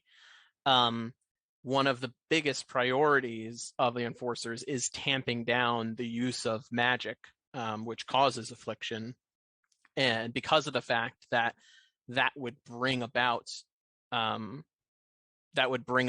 the income of the mage hunters from up north, right? Who would disrupt the balance of the city of Toraigh. It's kind of a coin toss from your understanding of how the enforcers work as to whether they would brush it under the rug or maybe attempt to kill an afflicted person before they were processed to keep them from having to do any paperwork or reporting up the chain that they found a person who was afflicted, to simply just avoid the trouble. That would be Ruben's understanding. Well, I suppose it's a good sign that you're still alive, because if they wanted to kill you, they would have done it already, probably. Yeah, I guess we were a little reckless back there, huh? Well, let's not think about it right now. Let's just focus on hiding it from the rest of the people with me and figure out how to get out of this cell. Do you have anything sharp around? Anything that you can loosen your band hands? I mean, it's an empty cell. I guess she'll look around again. Yeah, make an investigation check. Can I would like to investigate myself too. Absolutely, yeah. I'm kind of giving advice while I'm taking it. Okay. Ooh. I know this cell like the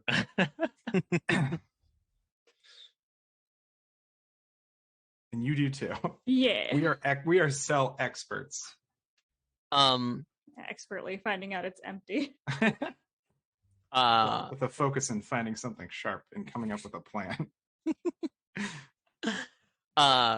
Reina, you do not find anything, but one thing you discover during the course of your investigations is that the way that your shackles are attached to chains make it impossible for you to approach the door of your cell.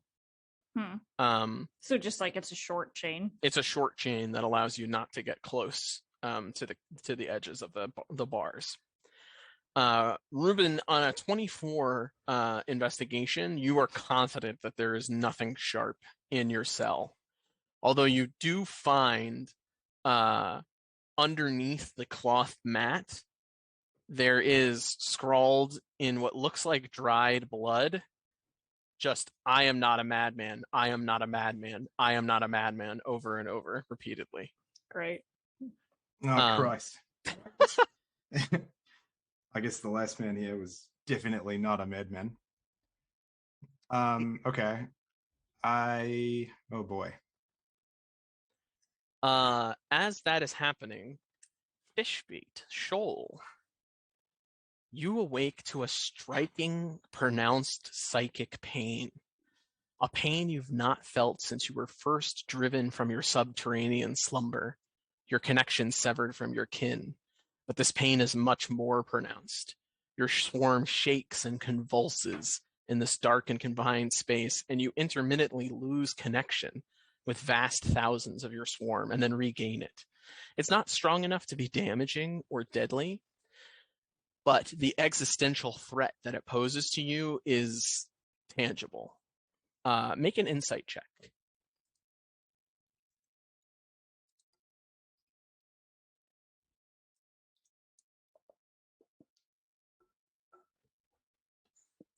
It is terrifying what you're experiencing. And it's just so disturbing that it makes it very difficult to make heads or tails of what exactly it is that's happening. The pain fades momentarily, and you regain some organizational clarity among your swarm. And then you hear kind of a sharp knocking noise. And in the darkness, you realize that you are currently confined inside your urn. There's another knock, and a muffled voice says, Fishbait? Fishbait, can you hear me? Can you understand me? Would the being in the urn muffle our screams during that whole little thing? Yeah, it would Okay. muffle it, but not definite. Okay, well, because Fishbait was definitely screaming. Yeah. This was shrieking of terror. Mm-hmm.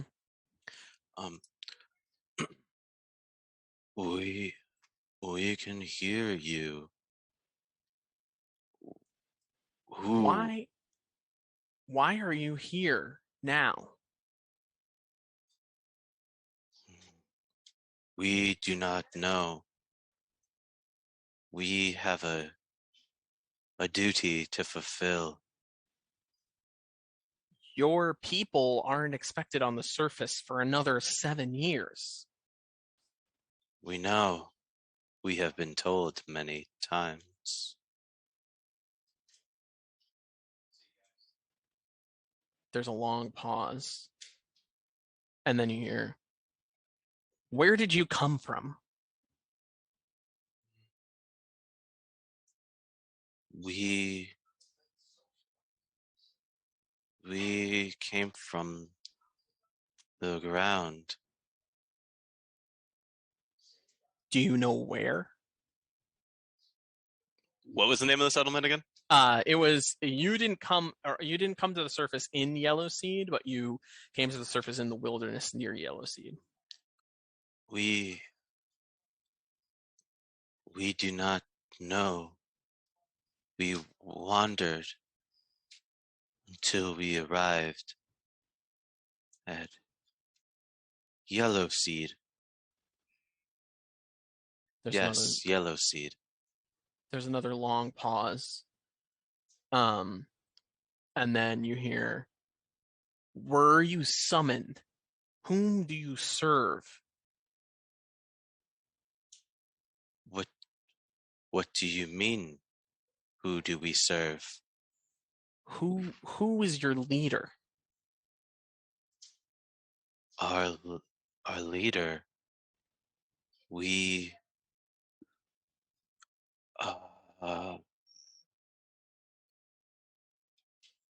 can't tell.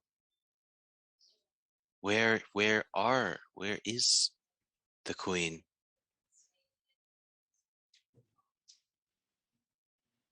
Another long pause. And then you hear, why did you attack at the warehouse of the Clio? We did not attack. We were attacked.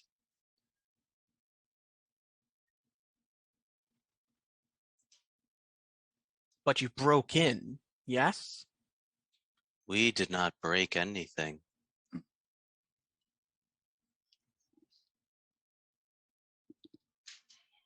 Are there more of your people out there? What is it your people want? Would Fishbit know this? Because I don't think they would. Yeah. I don't think so. We do not know if there are others. We know that we are alone. We feel alone. How did you come to meet your compatriots?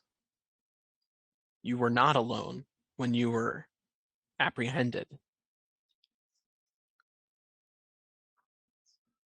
We met them through a friend of a friend.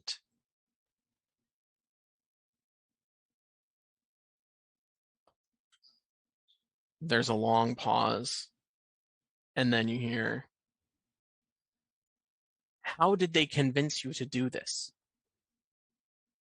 We were promised aid on our quest to find more of us, to find our home,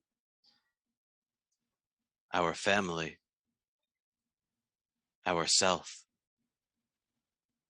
This time during the long pause, make a perception check.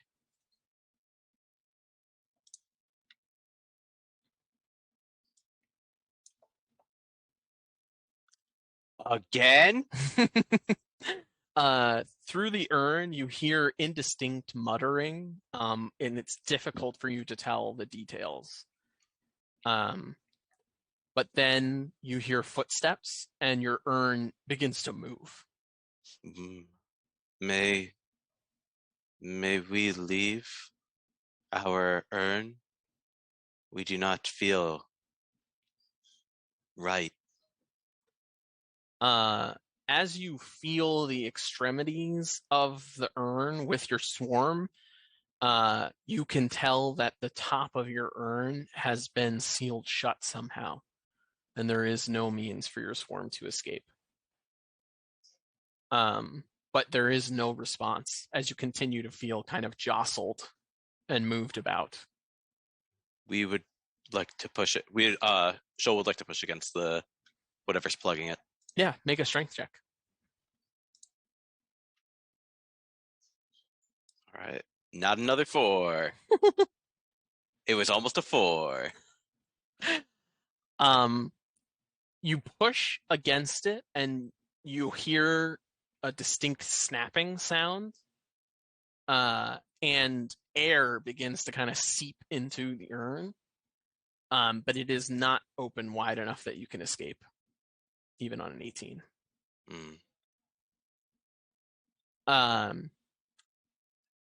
After a short period of time, Reuben and Reyna, as you are kind of looking about your cell, you hear the sound of bootsteps on the other side of the door as the torchlight you can see coming through the window grows brighter. There's a jingling of keys and a click as the door swings open, and 3 enforcer guards come in. Each is wearing a different metal helmet, as is customary of the guards of the Stormhold.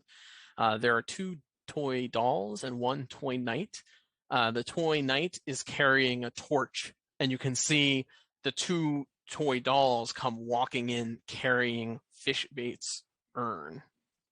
And you can see that the top of it has been covered with a metal slab, and then there are ropes wrapped around the slab and wrapped around most of the rest of the urn. As they walk past you, Reuben, and open the cell next to you, walk into the cell with Shoal's urn and place it in the center. They step back and close it. and they kind of look around at the two of you on the floor, kind of looking around for a moment, and then, without saying anything, start to walk out. When So sealing his in wasn't enough. You had to put him in a cell too. As they do, Ruben, roll me 3 D100s.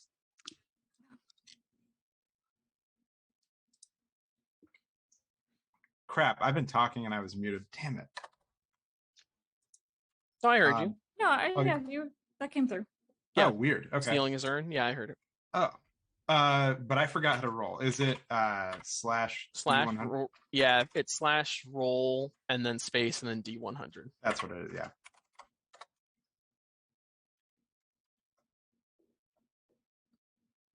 You said 2? 3 total. Yeah, Oh, so wow. 2 more.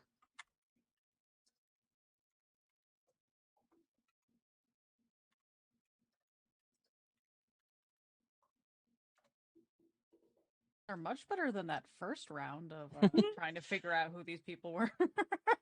Unfortunately, you do not recognize any of these 3 enforcers. And that includes the one I've met last night. These are not the same as the ones you met last night. The one you met last night, Maybell, yeah, you did recognize her. Well, Right.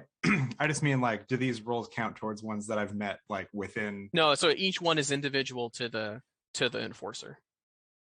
Gotcha. Okay. So as they begin to walk out, what do you say to them, Ruben? Oh, I was just being sarcastic. I just said, oh, it wasn't enough to seal his in. You had to put him in a cell too. Just trying to get their attention, trying to get them talking to me, Yeah, and as you say that, the toy knight turns around and says, "Hey, Stuffkin, keep it quiet in here. There's plenty of empty blocks we can move you to. You hear?" And they turn to start heading out the door. I don't care for this cell. I wouldn't mind being moved to another one.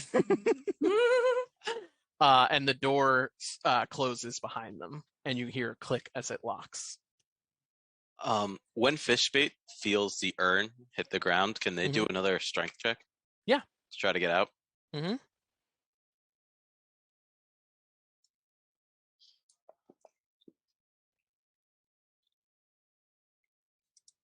On a 15, the stopper moves just a bit, and you can now see out of the urn. Is it small enough for them to sneak out of, being amorphous? It's still not an inch wide, no, but And you can he's see parallel. through it with the swarm that can go to it. He's parallel to Reyna now, right? Mm-hmm. Okay. so would we be able to, or would I be able to see him? You wouldn't be able to see in the urn, but you can Right. see his urn. The Yeah, urn. their urn. Sorry.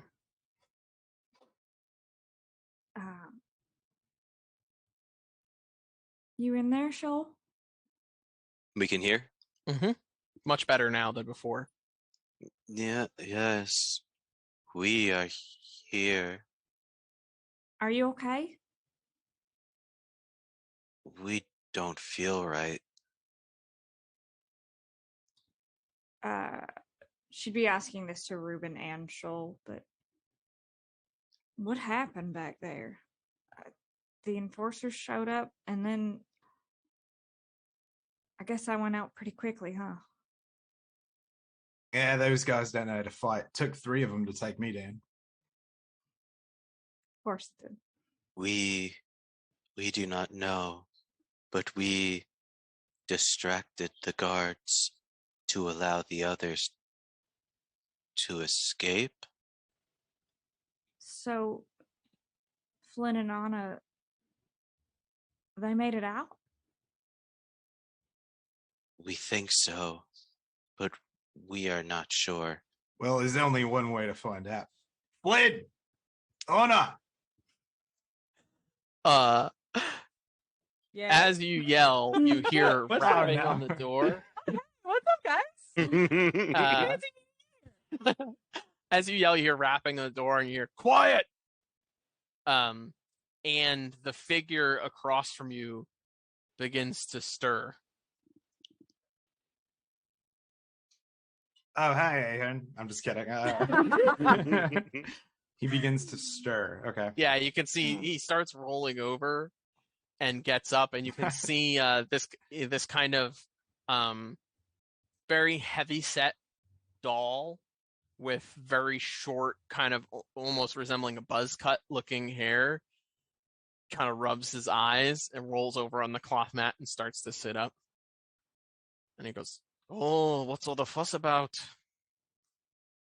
I don't mean to alarm you, but you're in prison. "Oh, I know it's terrible. I've been here for so long. Who are So- you?"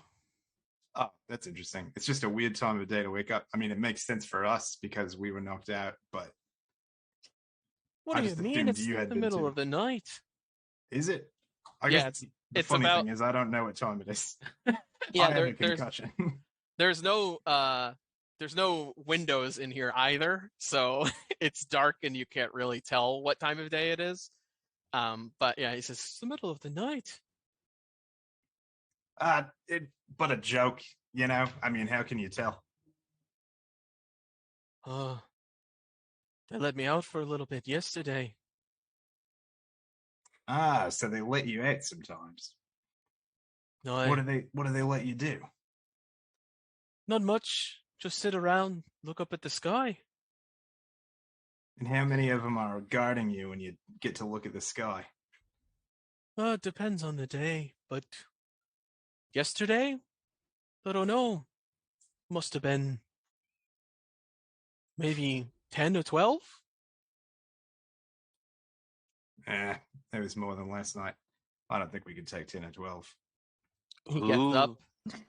and he walks over to the cage and kind of puts his hand on the bars and he goes, "Are you getting out of here? You got to help me get out of here, mate." Who are you speaking with, Reuben? That's a good question, Scholl. Who am I speaking with? "Oh, I'm Eli Ahern. Who are you?" Well, I'm Jingen Jehorn. That's who I am. And this here is. Go ahead, give him your name. And he points over to Scholl. Can we see? You can Can we see see out it? of the urn. Yeah, Oh. you can send Like enough a- of your swarm peeking out that you can see, but you can't get your swarm through. So you have like, I would say like an easy, like your blind sense is also working within like 30 Oh, okay. feet. So We are fish bait. We are a fish bait. Ruben, go ahead and roll a deception check for me Yeah. for I that, gotta and remember. remind me what the name was again. Jingy Jehorn. Jimmy Jables. No, Jingy. Like Jingy I'll type Jables? it in the chat. I have a spelling for it and everything. Perfect. Came prepared. I'm gonna have to watch the VOD because that came out of I don't know. That's it. He says, Hmm. "Jingy Jayhorn, you gonna get out of here? You got to take me with you, Well, there's no telling if it's possible. please." And he starts kind of like shaking the bars. He's like, "I'm telling you, man, I've been wrongly committed." Oh, I believe you. Has anybody ever escaped from here before? "Oh, I don't know much about this place, but I know I didn't do it." What didn't you do? "Well, I did do it, but it was an accident. You're gonna have to tell me a little bit more than that.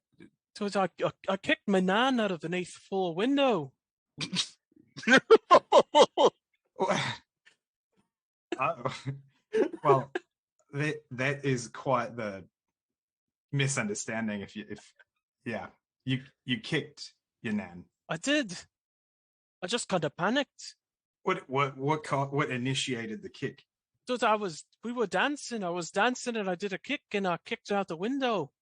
I know I kind of panicked and I started grabbing all her belongings, but it was just I was confused." You were confused that when you kicked her, she went out the window? No, I Or- understood that part, but I just got excited and I started grabbing all the stuff. That's all. I was gonna put it back once I came to my senses. No, that's a normal reaction. I pick up things whenever I kick. Yeah, I can't help you here, buddy. That doesn't sound good. He looks super dejected and his shoulders sink and he's like, oh, it's Well- the gallows for me in a few days, I'm sure. Work with me. You don't have any information of how to get out of here. Who has the keys? Do you have Well, the anything? guards have the keys. Well, no kidding. But which one? All of them? It's hard to tell. They always come through with one key to get the door open, and they use another key to open the cells. But they're all on the same ring. I don't know who owns the ring. They kind of share it. All right. How close are our cells? Like you said it's like a one corridor situation. Yeah. But if we were to reach our hands through the bars, could we shake hands? No, you wouldn't be able to touch. Okay. No, yeah. Okay. It's about 7 feet wide. You know, I think I have a plan. You need to use that kicking though, because it sounds like you've got some really good kicks. So Oh no, Then I'm a you- weak kicker. My nan's she's not got good balance. You Sounds gotta like help you me gotta out here. work on your story there. You got to work with me, buddy. I'm trying to help you. As you say that, you hear more bootsteps outside the door, and the door, there's a click again, and the door swings open. And as you do outside, you hear discussion. Go ahead and roll a perception check. Yes. All of us? Yeah, sure. Bloop. Look at that. It's a 16. It was almost a 3. Nice. Hmm. This Ooh. concussion was a blessing in disguise. Yeah, really. I'm investigating and made me a perceiving superhero. on a high level. I would say, Shoal and Ruben, you can hear outside, you hear one person say, I'm not touching her, you touch her. No, I'm not touching her. Listen, you drew the straws, you do the touching. And there's a sigh and the door swings open. The toy knight comes in again. This time with a torch and a long pole that you can see has like some type of metal circle attached to it. Nobody has to touch anyone. The toy knight says, what did I tell you, Stuffkin? Keep it quiet. If I And did that, nobody would be having any fun. you hear Eli chuckles a little bit as you say that. They walk over to Raina's cell, and the toy knight takes out a ring of keys and unlocks the door, swings the door open, and hands the keys to one of the dolls. And they say, right, stand up, lass. To you, Raina. She will slowly, Okay. if Once she you can, considering how. Yeah. No, you can stand. But as she'll you s- back up and step away from them as she does. As you back up, the toy knight takes this pole and starts moving it towards you and pushing the circle around your neck. And it clasps shut with a click. Hey, is that necessary?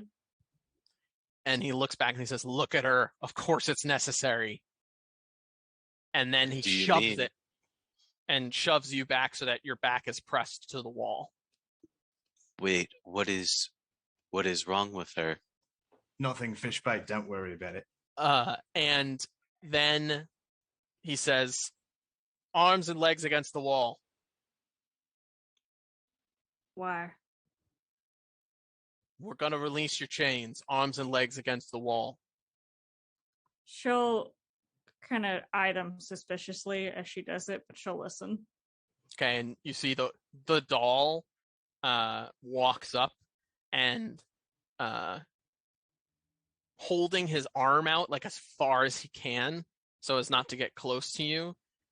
You hear a click as the chains release from your shackles, first on your arms, then on your legs, and the chains fall to the ground.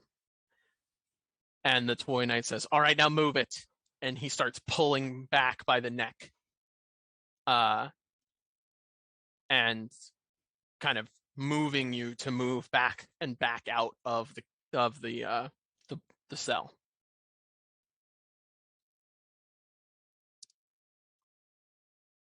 Yes.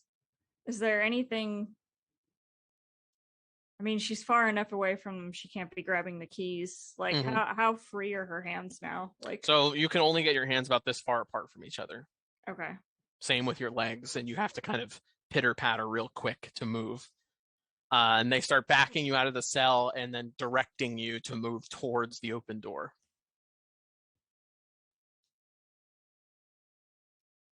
Is this really necessary? I can go where without this prodding. And the knight eases up a little bit and says, all right, now walk down the hall and to your right.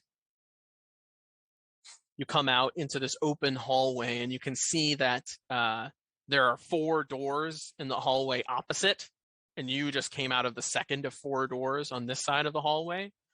You turn to your right and start walking down, and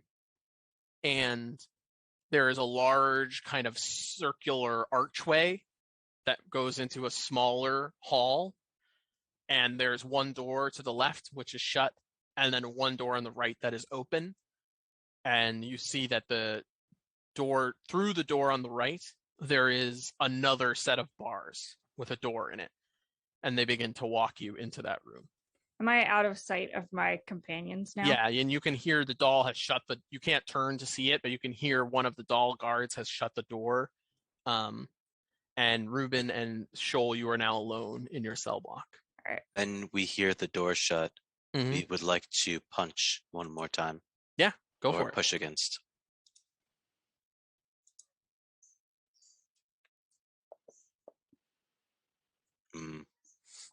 Unfortunately, it does not budge.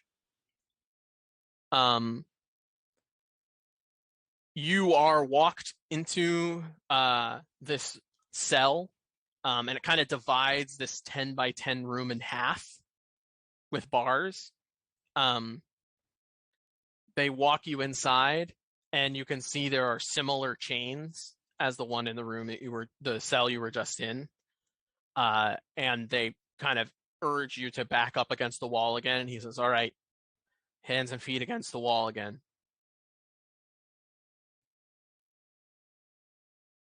She complies, although noticing that it's bothering them, she flips her hair away more now that Reuben and Shoal can no longer see her. She's not so concerned. And as you do that, you hear one person go, come on, you do the other. And he says, no, you drew the straw, you do it. And you feel a guard come up and affix chains to the shackles on your hands again and to the shackles on your legs. Then there's a click as the door is shut. Another kind of snapping sounding click as the circlet around your neck cracks open and kind of swings. The half circle swings open, and the toy knight pulls it out of the bars, and you're able to turn around. And they begin to walk out. They're just leaving me alone in here? Yep, and the door shuts behind. There's one torch in this room. So this room is much better lit than the others, but it is just kind of a plain, empty, smooth white stone room. There's no bucket or cloth mat in this cell, but there is a wooden stool opposite the bars on the side where the door out is. The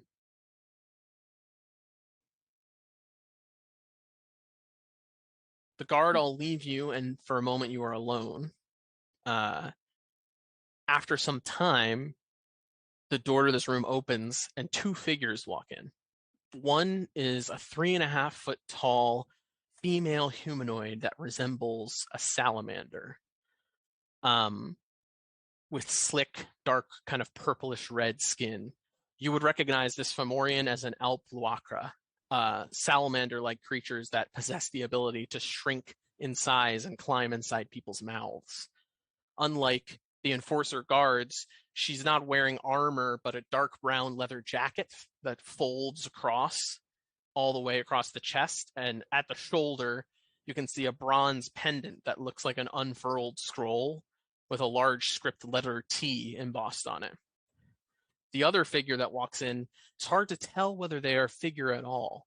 Walking in behind the salamander person is the shadowy visage of a person, about 6 feet tall and lanky, but with no discernible features.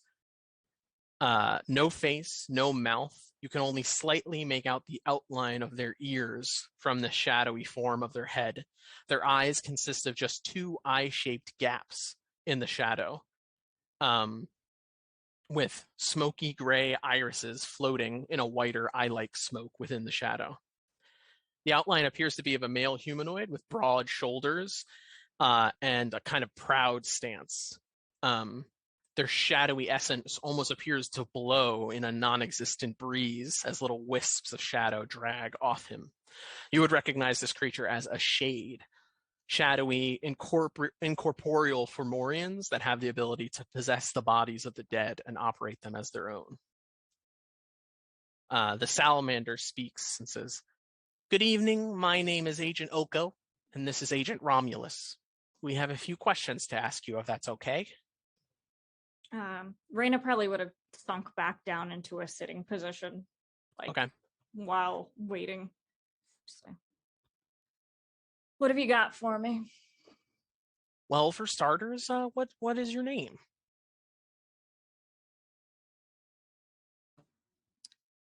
She'll think back to Ruben giving a fake name, and say, "It's Maya."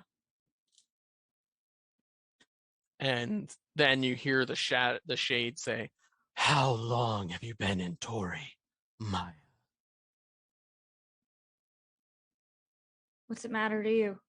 I didn't end up this way here. That's all that you should really care about. Where did you come from, Maya? Up north. But I've been wandering a while. And the salamander moves forward a little bit and narrows their eyes and says, "And tell me, when did you first start worshiping the occult?"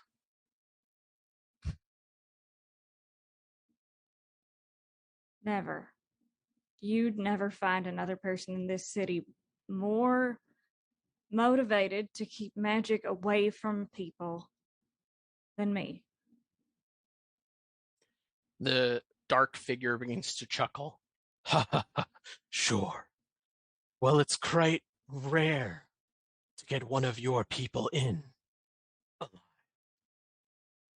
The salamander reaches into the pocket of their trench coat and pulls out a seashell, the very same Nautilus seashell that you had put in your hair when you found it at the lumber mill 2 nights ago. They roll the shell around in their fingers, and the salamander begins to pace in front of the bars. And she says, "But we find this exact shell on the bodies of wilder cult fanatics like you all the time."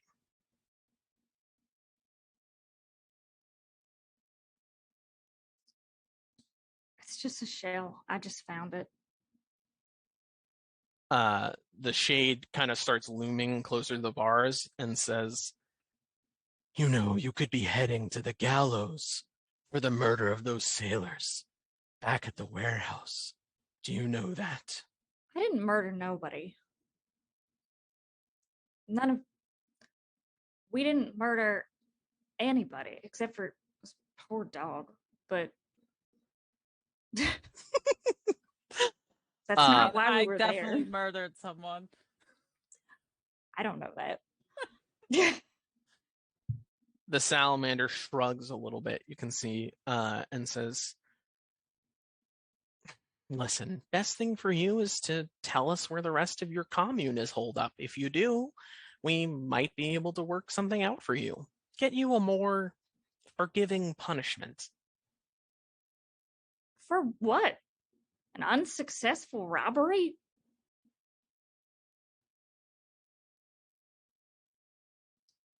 The shade says, Okay, fine. Let's presume you did find this shell. Where did you find it? I'm outside town. Narrow it down for me. She'll tell the truth at the lumber mill and try to describe where it was. But honestly, if there are cults running around out there trying to get magic in here and trying to put people at risk like that, I'm serious. I don't want them here. I don't think they should be near anybody. It's not, they're doing things that ain't natural. We shouldn't be out here corrupting. Look, I'm on your side, probably. Roll a persuasion check for me. I will.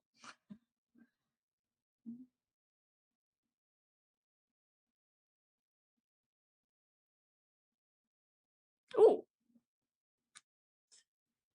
The salamander takes out a piece of parchment and begins to write down. She says, the lumber mill. Okay. We'll report that and see what comes back. Look, honestly, there was some strange stuff happening there. A lot happened, but it did seem like there was some magic shenanigans or something. You should check it out. And the shade says, and you expect to tell us that this is how you became this way? No, I've been this way a while. And I'm just wandering, trying to figure out how to undo it. And the salamander says, and you don't know anyone else here in the city like you that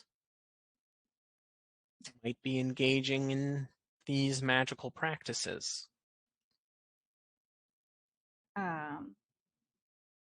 She'll kind of laugh and say, dryads aren't all that rare. But no. Honestly, if I did, I'd tell you.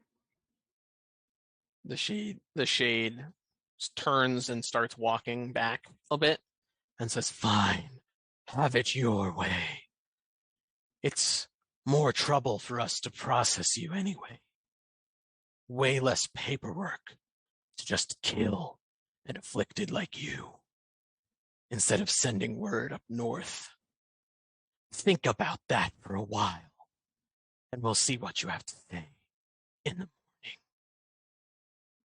And there's a rap on the door by the salamander, and the door opens and they begin to walk out of the room.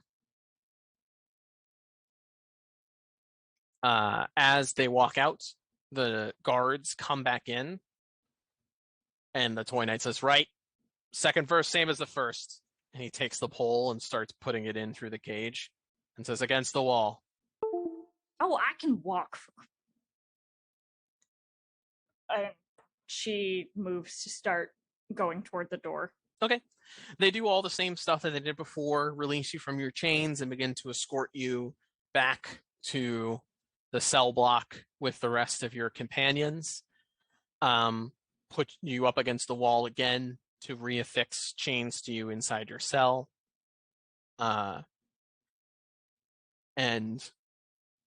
click open the collar again and begin to walk out.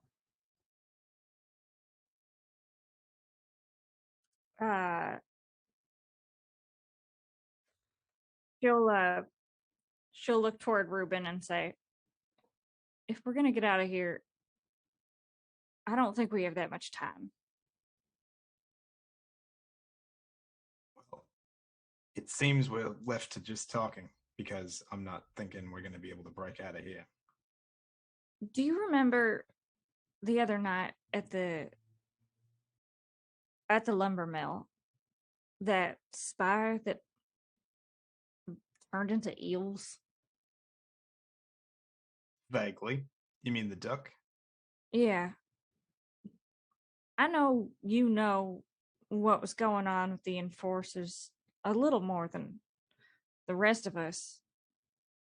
Do you know what happened or what was going on? I don't think I do. Do I Roll an know insight what's up check. with that? Yeah. I just remember, well, at the time, I definitely think my response to that was, what the fuck? Yeah, so that kind of transformation was unlike anything Ruben had really seen before. Knowing what you know about the enforcers, there's kind of two major interpretations that you take away. Either Wilder cultists were attempting to spy on the activity of the enforcers, and that's why they had somebody where the enforcers were conducting their covert business, or by happenstance, cultists were using that facility, and you just happened to catch somebody who was left behind or perhaps trying to avoid, but you never got a chance to really talk to the duck, so you don't really know which one it is. But those would be your guesses based on what you know about the enforcers. Did you get that? Everything I just said? Why would I know it there's multiple possibilities here, but why would cultists be spying on enforcers? What did we get ourselves involved in? That's a good question. Insight check.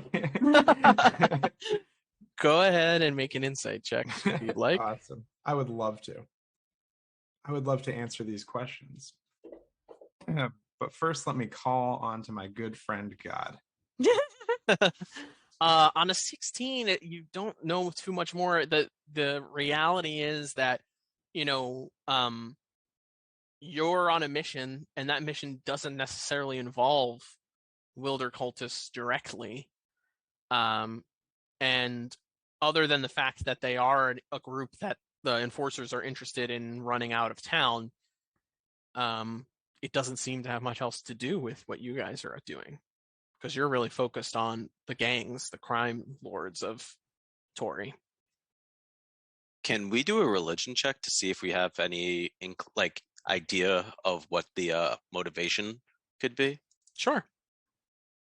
Also, while they're talking, we're still trying to bang our way out. Yes, I saw the strength check. Yeah.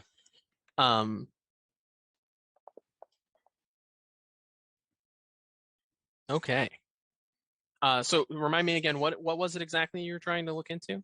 Any reason why they could be spying on enforcers?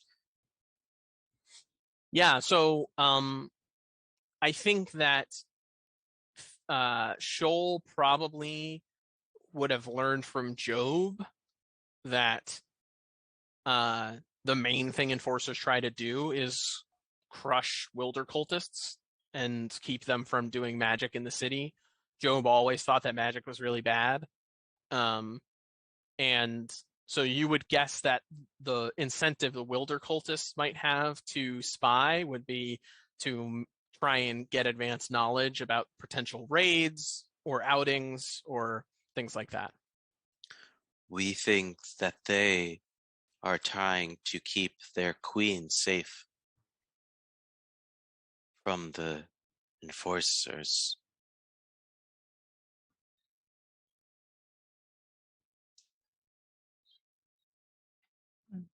So you think they were just there at a random meeting and had no idea what it was about, even though it didn't pertain to them? No, we No. think that their queen is what we believe them to be. They are likely investigating multiple avenues, trying to get an upper hand. The cultists? Yes, the cultists, the ones who worship their queen. As you say this, Eli says, Wow, you guys lead amazing lives. You really gotta get me out of here. Take me with you. I can hunt down a wilder cultist. It's dangerous. Now, these cultists are nothing like your name. Once you've been exposed to magic, it's not safe. You should stay away from it and leave it to those of us who have seen it. Oh, It's for your own good. so you won't let me out. Do If we you get out- deserve it? Well, why don't you go ahead and tell that story again? Because that was As you're saying that, Ruben, the door opens again, and the toy knight rushes up to your cell, and he says, "What did I say, Rabbit? Keep it down." All right. Hey, you're enough interrogating of everybody this. else, but what about me? When's it going to be my turn? And he says, "Come on, boys."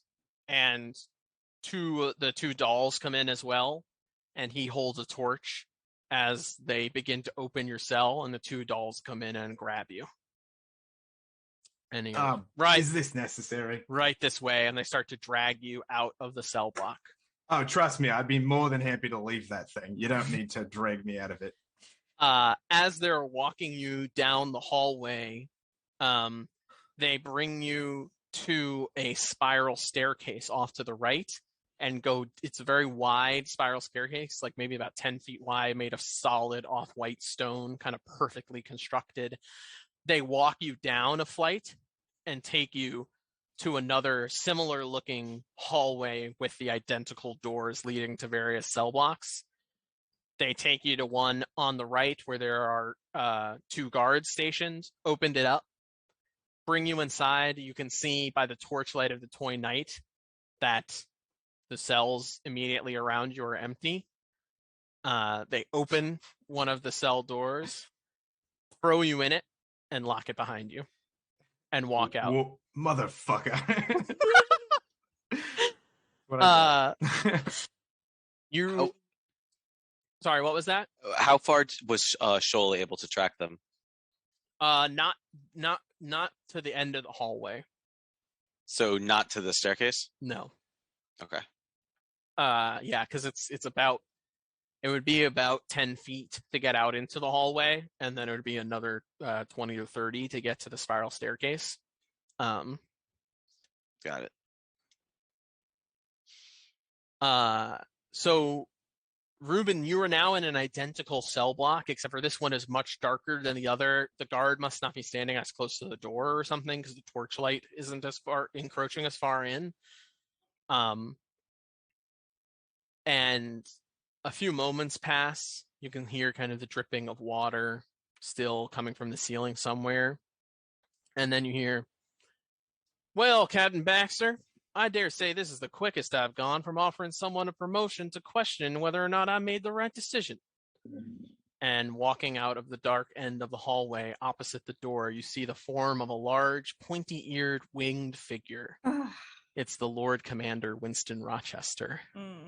His stone gray wings expand a little as he makes himself known. Dressed in a cream doublet and pantaloons instead of his plate armor, he walks softly up to your cell. "What in tarnation were you thinking, outing yourself to the guards like that? That no archer told me you were telling everyone you were one of us." It was my only chance to get out of this. And it would have worked too. But it didn't. It didn't work. If it weren't for you meddling kids. My goodness. He says, "Well, listen, the blame doesn't lie entirely on you. I'm starting to realize what a critical error in judgment it was to throw y'all into this mess with so little preparation. You're not the only one who struggled. Captain Plummer already lost 2 of his squad in a melee with some pirates down on the docks just last night. There's no doubt we're not made for undercover ops. That's been our problem all along." We kill some rivaling crew. No. This is the night prior. Okay. Gotcha. I was like, oh no. Oh, this is still tonight. It's like midnight after Yeah, I yeah, gotcha. it's late at night the night of, and also you would know that you spent an extra night in the wilderness that the other squads did not. They got a day's head start on getting into the city. Yeah, because they Right. left us to do all the dirty work. Hmm. Motherfuckers. And he says, "What were you trying to accomplish by robbing that warehouse anyway?" We were stealing the iron, right? Yeah. There's steel. Well, in order to get noticed, we were trying to steal. The steel. This no, I know we were trying to steal the steel. I'm just saying we're trying to steal. I'm not gonna, He lets Alliteration out a for sigh. him.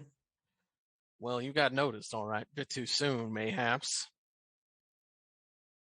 What were you gonna do with it? we just What was your plan? stealing resources. I actually don't remember the plan. Why were we stealing steel? The plan was Buy to some cool resell it. clothes We were from gonna resell it You were Yeah. gonna try and buy our way fence into it through the Grey Bloods. and Yes, yeah, that's right.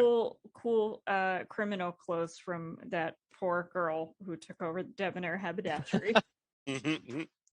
Oh yeah, that's right. It's all coming back now. Note taking. Well,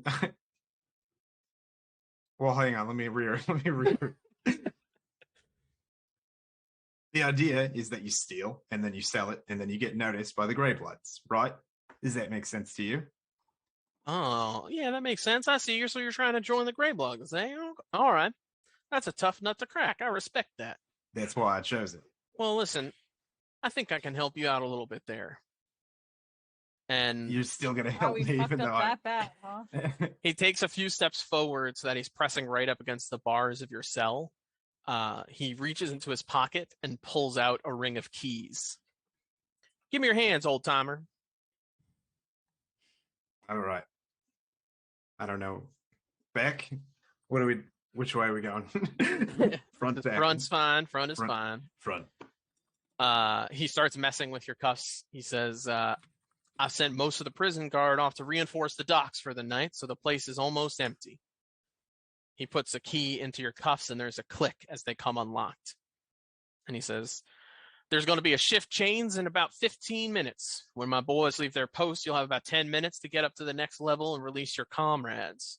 There's a room to the right before the stairwell. You and your crew hide in there until the next shift comes in. I've had your gear moved into there.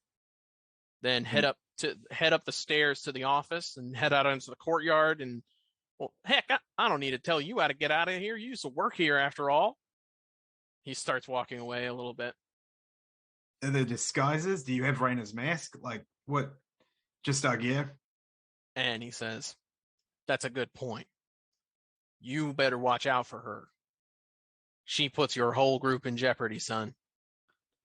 And you made it even worse by removing her mask. She was hiding it. I don't stand at the front gates looking at every single criminal that comes in, making sure they don't get discovered. Well, I wasn't Discovering's what we try to do here. Rochester. I was talking about you, the royal you people.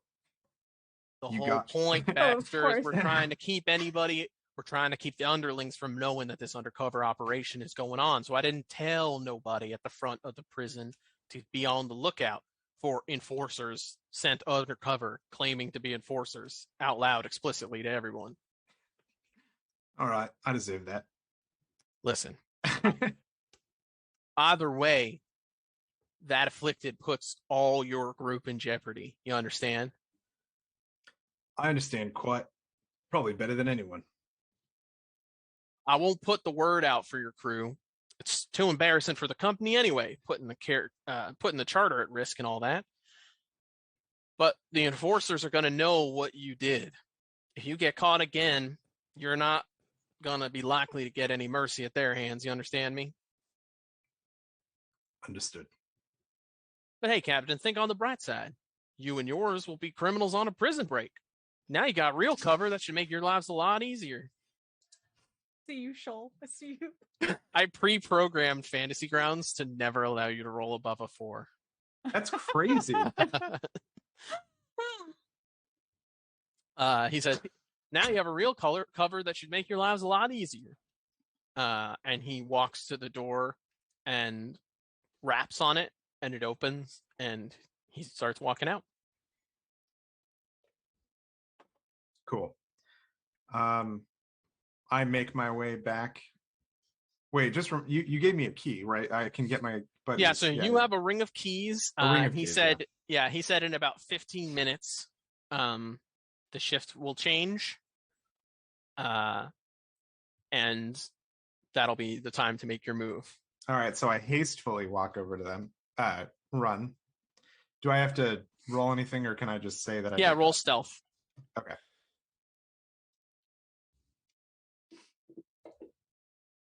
Damn. Fuck you, Shoal. Just kidding. So We deserve that. For you. 15 minutes pass, and you notice that the torchlight grows dimmer and dimmer as you hear footsteps walking away from the cell, and you make your move.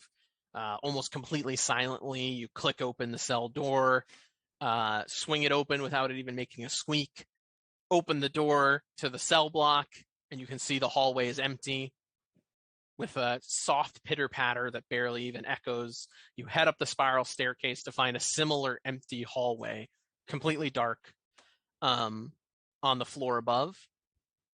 You go back to the second door on the left-hand side that you were taken out of, and Reyna and Shoal, you hear a key, though you do not hear footsteps or see torchlight. You hear a key in the door, click the door open, and a fully unrestrained Reuben walks back in. Did we get out? No. after the 5 rolls under 9, you're not getting out. Oh man. Oh my goodness. Would we see Reuben at this point? Yeah, you see Reuben walk in. All right, so I Yeah. run over to Shoal's thing. Wait, is it okay to break his urn? Like, can I smash it? No, We- you can see we do there's not rope want that. tied around.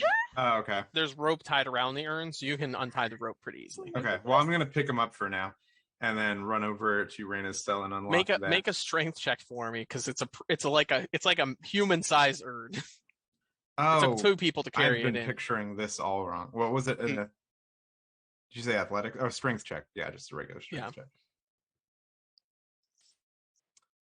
Where? There you are. Nope. Okay. Moving on to Reyna. You walk up and do like one of those cartoonish Yeah. nothing's moving and you're like straining with all your might. Oh, Can you let us out? Please? Hold on that real quick, Shell. And then I run over to Reyna and I unlock her. gonna leave that poor other man? I'm not gonna make eye contact with him yet. Because you're so stealthy, he actually did not notice you come in, but he does notice as you begin to undo the cuffs around Reyna. Now, And- how did you manage this? Oh, we're making it out. No, I didn't do anything. This key was specifically for Reyna because they need to interview her again. Sorry, buddy. What are you working now? Part-time. It's complicated. He starts scratching his head. Roll a deception check for me. Shit. Just hang tight. I want to I know discuss it's fun to lie constantly, but this. But you have your actions have consequences. Reuben, Yeah. well, he's like, "Oh, I gotta get me a job." Right now, we'll talk about it in a sec. Let's just get Shoal out of here. yeah, of course. And she'll scramble up and try to grab the urn. Shoal will begin shrieking, "Let us out!" Can I Let undo us the ropes, or out. should I just? Yeah. Okay, I'll try to undo it, but if not, I'm just gonna grab it. I and said go. it's easily untiable. I will untie it then. The question is Shoal naked? What is that? As the metal stopper comes loose from the top, Shoal, your swarm is have able to his push out of Rope? the urn and resume your form. And Shoal is naked. Yes, Shoal is naked. He's just a swarm of bugs. just a humanoid resembling swarm of different insects. the He's alien. small. of Smooth like a Men in Ken Black doll, one. though. All our Yes. nonsense is out for everybody to see now, so let's get going. As you are walking towards the door, you all walk past Eli, and he's at the bars. He's like, I've never seen anything like that in my life. I'm going to point at him and I'm going to go, if I unlock this door, you do not follow us and you're on your own. But you're going out. I gotta get out. I know. I said I'm I gotta letting follow you you out. No, don't follow me. I don't know how to get out of here. You're a criminal and I'm doing a nice thing because you were nice. He says, okay. And I unlock the door. Okay. And am I going to regret this? Rochester's gonna be as you're doing pissed. that, Shoal, roll a Constitution saving throw.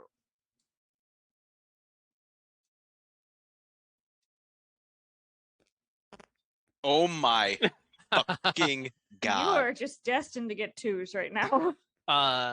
You and me against the world, bud. It's been kind of pulsating the whole time, but the pain, a wave of psychic pain comes back over you, and Ruben and Rena, you watch as for an instant, Shoal shrieks and stops looking humanoid as his swarm just kind of falls apart.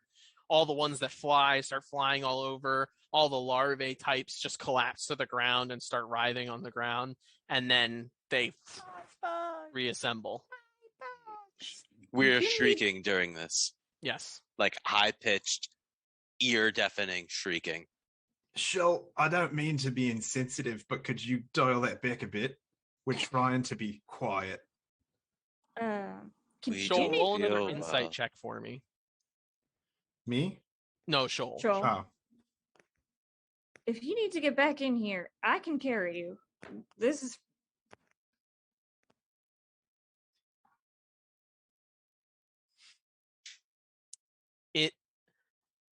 It occurs to you that whatever it was that was threatening the hive, its source is stronger here. And its source must be somewhere here in Toraigh. And the pain fades. We found something out, but we need to leave here. We're looking very like dizzy, unsteady, still kind of like coming in and out of our form a little bit, looking fuzzier than usual, if you will. I look to Reyna and I go, should we put him back? No. No. hey, as long as we're all on the same page about getting out of here, let's go. Right. What about Eli? He's gonna go. He's standing right behind you all. This was a mistake. This was a huge mistake. Okay. I won't follow you. Okay, he's not gonna follow us. He promised. All right, we're gonna go really quietly. Do you think you can handle that, Shell? Okay. Do we think that we're gonna have another attack? No, it ebbs and flows, and it's been quite some time since the last major attack, and so you think you've got a good gap of time. We have time, but we should go. All and right. Ruben, you remember that Lord Commander Winston Rochester said your gear was in the room on the right that you're on the left that you're supposed to hide in. Yeah. Yeah. So we're going left and then another left because we're in the corridor. We're going left down the corridor. Well, so if I've been picturing this right. Directions don't really matter. You head out right and head down, and then the room on the left, you open the door and you can see it's some type of like it's a different type of like interrogation room, but it doesn't have bars, it seems. But you can see that laid out on a table in the center is your party's gear. And Eli kind of looks at the room as you all walk into it and says, I'm not following. And he starts running up the stairs. Okay, cool. And then I shut the door on him. Can I lock it? Is there a lock on the door? Yeah, there's a lock on the door. I'm going to lock the door. You lock the door. Probably not letting him follow me was a dumb idea. I just realized. That's fine. I'm gonna let Let this him play out. go to Yeah. his own He office. might draw attention to the fact that he's out. Then they'll He'll- probably be Exactly. like, "Oh, I'm rolling a hey." Wasn't stealth check thinking for about him right that. now. Oh no. Well, you know what? Right. They'll chase Roll down him. well, roll well, roll well. Oh, he rolls What well. did he roll? What did he Oh roll? god. You all hear shouting. Roll perception checks. Oh natural. no. I should never have let him He's out. creating a distraction. This is fine. I fell into peer pressure because everybody seemed really sad about it, and I was like, You "Yeah, said okay." perception? Yep. Oh my god. Well, luckily, I perceive that we're fucked. Yeah, you and only you. You hear in the hall, you hear up the spiral staircase, you hear, "He's out! There's the gate B! Get him!" And then you hear, "Stay back! I'll kick you!" And then there's a rumbling, and you hear a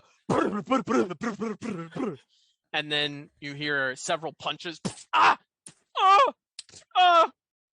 And then you hear a dragging noise and footsteps coming down the spiral staircase. We Please be Eli just Let's- kicking everyone's ass. Let's go. Somehow I doubt that. we put on Um, our cloak. Yeah. Wait, did I get the names of the detectives that talked to me? Yes, Agent Oko and Okay. Agent Romulus. Which one was which? The salamander lady was Agent Oko, and the shade was Agent Romulus. Raina would like to quickly, and is there anything like a writing implement or something around? There isn't. No complimentary stationery. Yeah, Nope. jeez. Wow, they don't take notes in these we- cells during their interrogations. We need to go. Yeah, all right. All right. And that is where we will pick up next week. Oh Guys, my god. I think I screwed us up. Oh No, my no, God. it's fine. He's a distraction. It'll be All right. There are guards right outside the door bringing him back to his cell, And where they they're- will figure out that we have escaped. They're busy with him. It's given us a head start. We just have to hurry. Honestly, I believe in Eli. Yeah. Yeah, I'm hoping that's the cliffhanger, right? Yep. Yeah. I don't know. Good, look at Cliffhanger. that. We What don't gotta happens do to Eli? shit. Yeah. All right. Yeah. So we will pick up next week and learn a little bit about how it goes trying to get out of the Bastille of Fort Stormhold. Don't worry, we're coming. in Uh, like 24 hours. We're coming. Give us like a week. We'll be there. Thank you Fully all very much prepared. for watching. We hope you'll come back Aw. next week to see what happens next. Until then, enjoy your week. Let the dice tell the story, and we'll see you next time. Thanks for watching. Congrats, Toraigh. Congrats, Tori. Congrats, Tor. Woo! I don't know if you go by Tor, but Feels like You do now.